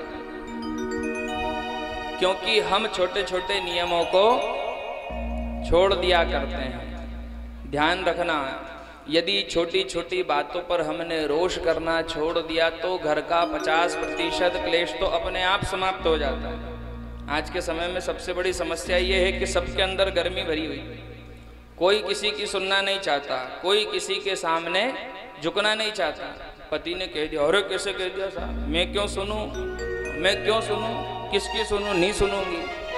पर जिस दिन सुनना सीख जाओगे, आप ऐसा ही विचार कर लिया करो कि जब वो पंडित जी से हमारा कोई लेना देना नहीं, 3 घंटे कथा बैठ के सुन सकते हैं, तो घर पे 5-10 मिनट नहीं सुन सकते। भाई यहाँ भी तो सुन ही रहे हो, यहाँ तो आपको किसी ने बुलाया, कईयों के घर सूचना पहुंची, कईयों के घर नहीं पहुंची, कोई प्रेम से ही पधार गए। तो यहाँ भी बैठ करके ये सत्संग सुनना ही तो सिखाता है। ये सत्संग हमको सिखाता है कि जिस दिन हम सुनना सीख जाएं, सबसे बड़ी समस्या ही तो ये है, कथा सुनने का लाभ ये कि हमको सुनने का अनुभव ही नहीं है। मैंने आज तक नहीं सुनी, किसी की नहीं सुनी, तो किसी की नहीं सुनी तो कहीं ना कहीं बैठ के कथा सुन लेती तो सुनने का अनुभव हो जाता। तो आज जो समस्या आ रही है वो समस्या नहीं आती। तो ये कथा क्या सिखाती है? ये कथा सुनने का अनुभव दे देती है जीव को, और जब जीव को सुनने का अनुभव हो जाता है तो आधी से ज़्यादा समस्याएं तो यूं ही समाप्त हो जाती है, क्योंकि सुनने की आदत तो डालना पड़ेगी। और कुछ नहीं तो कथा समझ के सुन लिया करो कि पंडित जी की सुनी तो आज सासू माँ की भी सुनो, सासू की सुन ली तो कल ससुरा की भी सुना। सुनने की आदत हो जाएगी तो फिर कोई भी सुना जाएगा। अपने क्या है, क्या किसको रोइए चादर तान के चिल्लाती रहे, तो अपन तो खाएंगे पेट भर के ना, सोएंगे कंबल ओढ़ के। अब तू तेरा काम जान, चिल्लाती रहे रात भर दिन भर। भाई सासू माँ ज़्यादा चिल्ला तो बहू को ऐसा समझ लेना चाहिए, और बहू ज़्यादा करे तो सासू को ऐसा कर लेना चाहिए कि तू चिल्लाती रहे, मैं सोती हूँ। परंतु महाराज, जो इस श्रीमद् भागवत महापुराण की या सत्संग की सन्निधि में आता है, उसके स्वभाव में अवश्य परिवर्तन होता है। न तो किसी बात की चिंता रहती है, न किसी बात का भय रहता है। इसीलिए तो संतों ने कहा है कि न चिंता न भय और गिरिराज धरण की। महाराज, न चिंता न भय, गिरिराज धरण की जय। सभी गोप वालों ने श्री ठाकुर जी महाराज की जय जयकार तो करी थी, आप सबने सुनाई है। उसी कथा में गोपियां जमुना जल में निर्वस्त्र होकर के खड़ी हुई है। श्री ठाकुर जी महाराज जाते हैं और उन गोपियों से आग्रह करते हैं कि देवी तुम मुझे पति रूप में चाहती हो। उन्हीं सब में से एक समझदार गोपी आकर के कहती, बोले कन्हैया तेरे समझने में थोड़ी सी गलती हो गई। हमारे इस पांच भौतिक शरीर का पति तो हमारे घर पर विराजमान है। हमने कात्यायनी देवी से तुझे मांगा है तो इस पांच भौतिक शरीर के पति के रूप में नहीं मांगा है, हमने तुझे हमारी आत्मा के पति के रूप में मांगा है, क्योंकि हम सब तेरे परम तत्व के स्वरूप को जान चुकी हैं और वास्तविकता में हमारी आत्मा का पति तो तू ही है। इस पांचभौतिक शरीर का पति जरूर हमारे घर पर विद्यमान हो सकता है, पर कन्हैया हमारी आत्मा का पति तो तू ही है। इसी विवाह संस्कार में एक फैशन और है, बड़े ध्यान से समझना काम की बात। जब किसी कन्या का विवाह संस्कार होता है तो महाराज ब्यूटी पार्लर की एक व्यवस्था रखी जाती है, जिसके पीछे बड़े बड़े काम छूट जाते हैं। लाड़ा बेचारा घोड़ी पे भले 1 घंटे से खड़ा, अभी और रोकना पड़ेगी, क्यों साहब लाड़ी ही नहीं आई। उसी बात की विशेषता क्या है, जब किसी कन्या का विवाह होता है और वह कन्या सुश्रृंगारों से श्रृंगारित होकर के जब मंडप में पधारती है महाराज, तो वो वर उसे स्वीकार कर लिया करता है। श्रृंगार है तो वर ने भी स्वीकार कर लिया।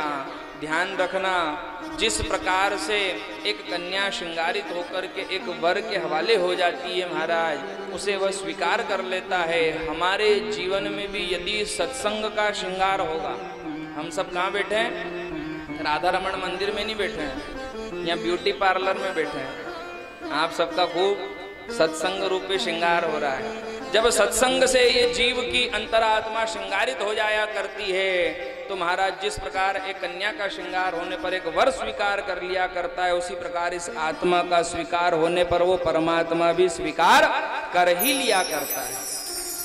इसलिए तैयार होना तो जरूरी है ना। कहीं जाना हो तो अटैची तैयार होनी चाहिए। अगर अटैची नहीं रहेगी तो फिर दिक्कत आएगी कि नहीं। सुबह जाना है और साहब कपड़े कहाँ हैं, लत्ते कहाँ हैं, तेल कहाँ है, पाउडर कहाँ है, जूते कहाँ हैं, सब ढूंढते रहो। और पहले से तैयारी रहेगी तो जाने में दिक्कत आएगी क्या? निश्चिंत होकर के सोएंगे, कोई चिंता नहीं। क्या करना है? बोले बस सुबह उठेंगे, अपनी अटैची उठाई ना, चले जाएंगे। वैसे ही महाराज अगर जीवन में सत्संग रहा, भगवान का नाम रहा और पहले से तैयारी रहेगी, कोई बात नहीं। जब गाड़ी आ जाएगी जब चले जाएंगे, काय का डर, हमारा तो सूटकेस तैयार है, तो जाने में दिक्कत नहीं आएगी। और अगर सूटकेस में कोई कमी रह गई तो फिर महाराज बहुत सारी दिक्कत आएगी। तुलसी का दल कहाँ पड़ा हुआ है, जल्दी से लाओ। अरे और कुछ नहीं तो भगवान का चरणामृत, और गंगा जल तो है ही नहीं घर में, एक काम कर पड़ोसी से मांग। पड़ोसी घर गए तो उसने, अरे साहब पहली बार काम पड़ा, एक काम कर गंगा जल तो मिल ही नहीं रहा, मटके कहीं दे जल्दी जल्दी। मैं कहाँ ढूंढने जाऊंगी, ऊपर टांड पे रखी केन, हरिद्वार गई थी वहां से ली थी, गंगा जल उतार नहीं सकती, मटके का दे दे। उसको कहाँ मालूम पड़ रहा है गंगा जल है कि मटके का, पिला महाराज। पहले से तैयारी रहेगी तो जाने में दिक्कत नहीं आएगी। तो सत्संग ही जीव के कल्याण का साधन है। समस्त कथाओं का एकमात्र सार परमपिता परमात्मा ने उपदेश करा। सारी गोपियां कहने लगी, बोले कन्हैया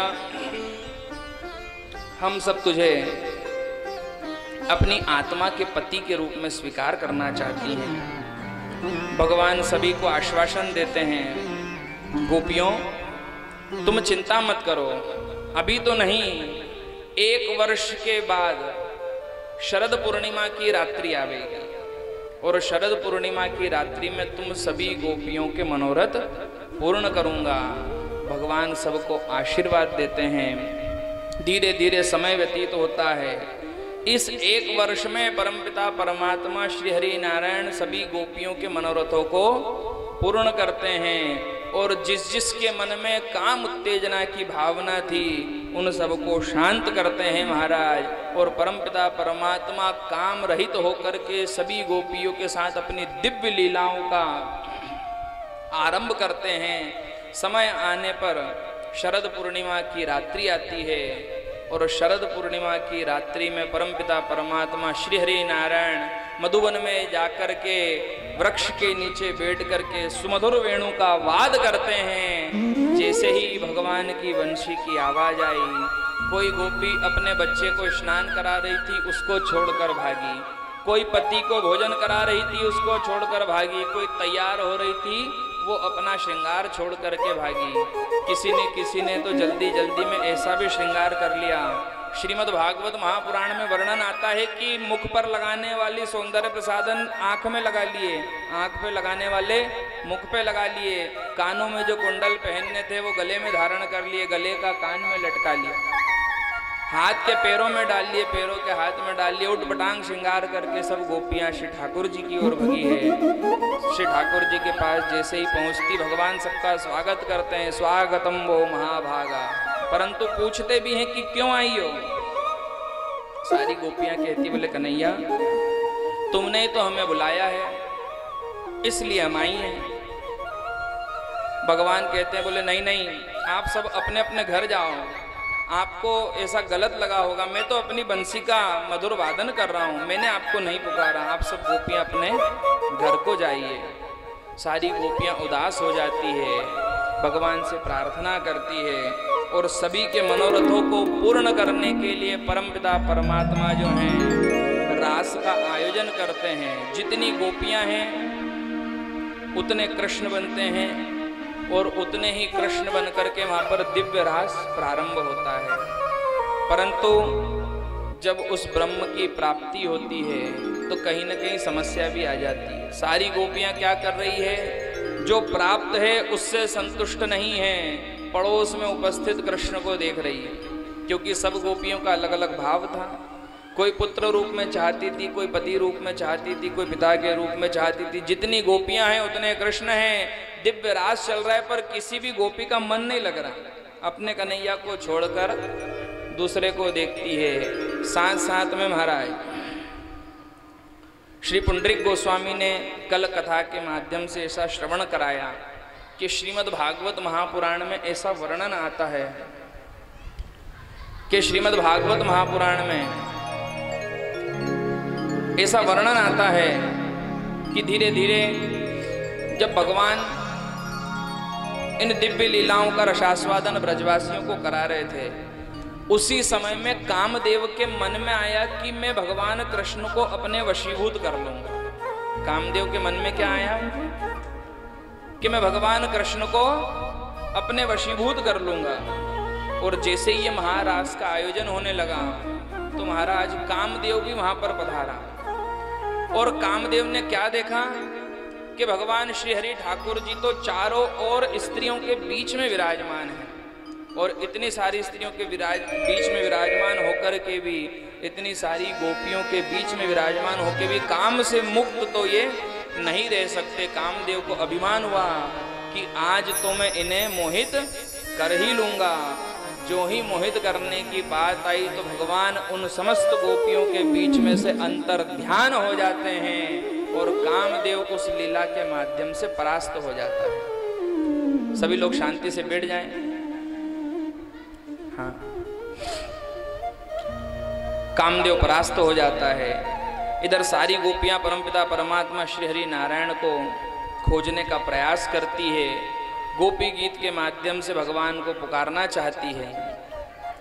आप सब लोगों को एक बहुत अच्छी बात बताएं, कभी कभी क्या होता है, खुले मैदान में भी सत्संग का आयोजन होता है, वहाँ पे बहुत ऊंचा मंच रहता है और बहुत ऊंचे मंच पे बहुत सारी ये जो संगीत सामग्री और ये सब खूब तेज तेज आवाज में बजती है, तो पीछे वाला भले ही पानी पतासी खाता रहे, कोई फर्क नहीं पड़ता, क्योंकि खुले में आवाज जाने का सवाल ही नहीं। आपने देखा होगा ना, बड़ी बड़ी कथाएं होती है, महाराज जी मंच पे कथा कर रहे हैं और पीछे छोले टिकिया के थैले लगे हुए हैं, बच्चे झूला झूल रहे हैं, कोई फर्क नहीं पड़ता। बड़े बड़े मेले लगते हैं ना, जैसे दशहरा मैदान पे कथा होती है, महाराज जी को कोई फर्क नहीं पड़ता, क्योंकि वहां से वहां तक न तो ध्वनि पहुंचती है न दिखाई देता है।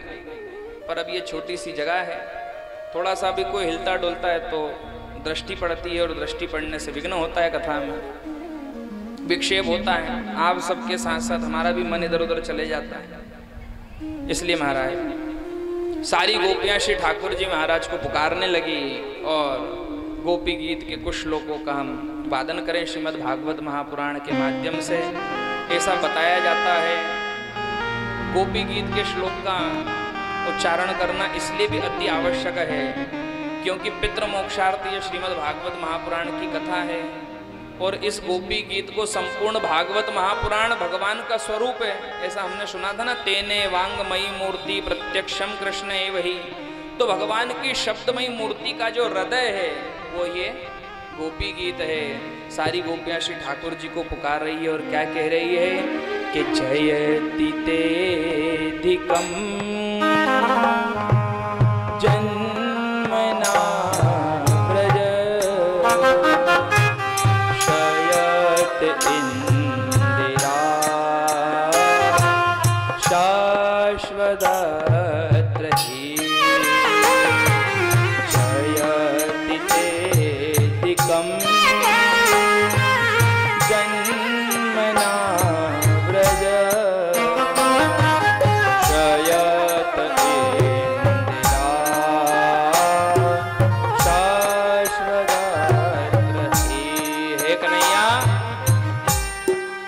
ब्रजमंडल की बड़े बड़े लोग जय जयकार कर रहे हैं।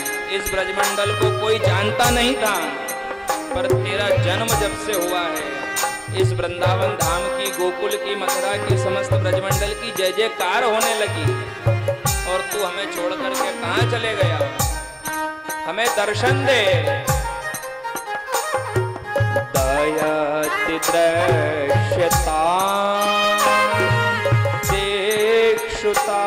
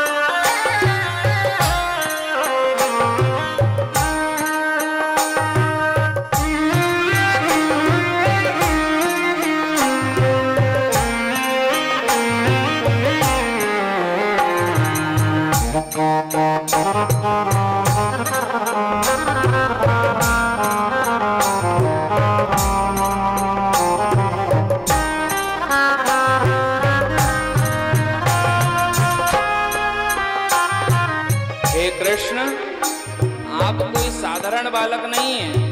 हम जानती हैं कि ब्रह्मा ने आराधना करी थी, तब जाकर के आप इस विश्व की रक्षा के लिए गोकुल में ब्रजधाम में आपका जन्म हुआ है।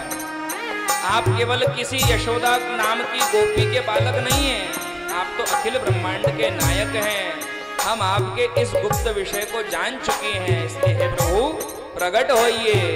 नखल गोपिका नंदनो भवा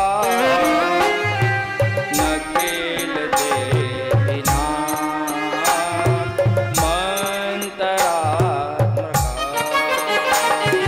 विखन सार्थितो विश्वगोप्तये सख उदेवा सात्वतां कुले। सारी गोपियों ने प्रार्थना करी और इस प्रार्थना के माध्यम से भगवान प्रकट भी हो गए। इस प्रार्थना के माध्यम से भगवान प्रकट भी हो गए। भगवान ने सारी गोपियों से कहा क्या चाहती हो? सारी गोपियां कहने लगी, बोले कन्हैया अगर कुछ देर और तुम्हारा दर्शन नहीं होता तो हम अपने प्राणों को त्याग देते। भगवान कहने लगे कि झूठ मूठ का रोना मत करो, मैं तुम्हें जानता हूं तुम मुझसे प्रेम नहीं करते। सारी गोपियों ने कहा कन्हैया बोले इस बात का प्रमाण क्या है? भगवान कहने लगे कि यदि तुम मुझसे प्रेम करती तो मैं इतनी देर से तुम्हें छोड़ करके चले गया था, मेरी याद में तुम्हारे प्राण चले जाने थे। गोपियां कहने लगी, बोले कन्हैया तेरे न होने पर भी इस संसार में एक चीज ऐसी है जो जीव को आश्रय प्रदान करती है। क्या? तव कथामृतम तप्त जीवनम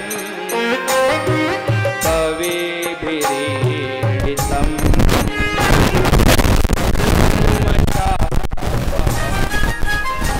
क्या गोपियों ने बात समझ में आई?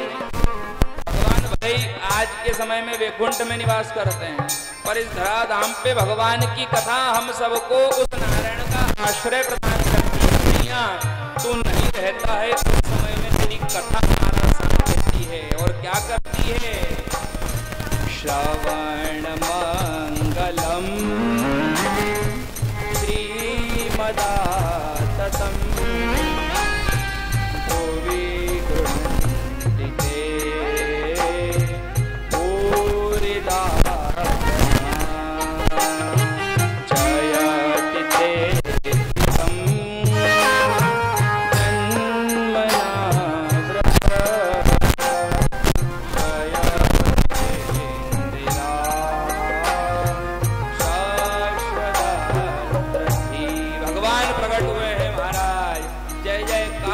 लगी चारों तरफ, बोलिए रास बिहारी भगवान की जय। जितनी गोपियां उतने कृष्ण महाराज, और बड़ा ही सुंदर रास का वहां पर आयोजन होने लगा।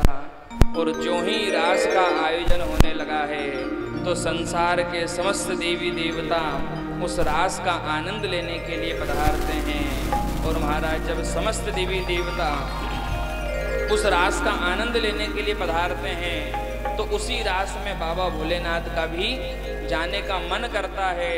और श्री बाबा ठाकुर जी महाराज के महारास का आनंद लेने के लिए बाबा भोलेनाथ भी पधारते हैं। ध्यान रखना, आज क्या है बताया ना, सोमवार, प्रदोष और शिव चतुर्दशी, इन तीनों का महासंयोग और भगवान की दिव्य कथा का श्रवणामृत।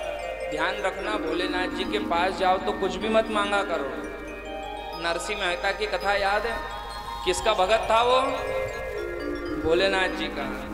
और भोलेनाथ जी ने जब पूछा, अरे नरसिंह तेरी भक्ति से तो मैं प्रसन्न हो गया, अब मांग क्या चाहता है? मोहे और कछु ना चाहिए, मोहे राधा कृष्ण मिलइए। मुझे और कुछ नहीं चाहिए, मुझे तो भगवान कृष्ण से मिला दो। हाथ पकड़ा और चल रास में। इसी रास में महाराज, जिस रास की हम कथा को श्रवण कर रहे हैं, इसी रास में बाबा भोलेनाथ लेकर के पधारे। दिव्य रास हुआ, श्री ठाकुर जी महाराज के साथ संसार के समस्त देवी देवता और बाबा भोलेनाथ पधारे हैं। एक भजन के माध्यम से आप इस महारास का आनंद लेंगे और उसके बाद में भगवान का दिव्य विवाह महोत्सव हम सभी के बीच में बनाया जाएगा। बड़े भाव से आए और क्या कहें कि भोला बन करके आए गोपीनाथ, चुनर ओढ़ी पचरंगी। भोला बन करके आए गोपीनाथ, चुनर ओढ़ी पचरंगी। भोला बन करके आए गोपीनाथ, चुनर ओढ़ी पचरंगी। बन करके आए गोपीनाथ, चुनर ओढ़ी पचरंगी।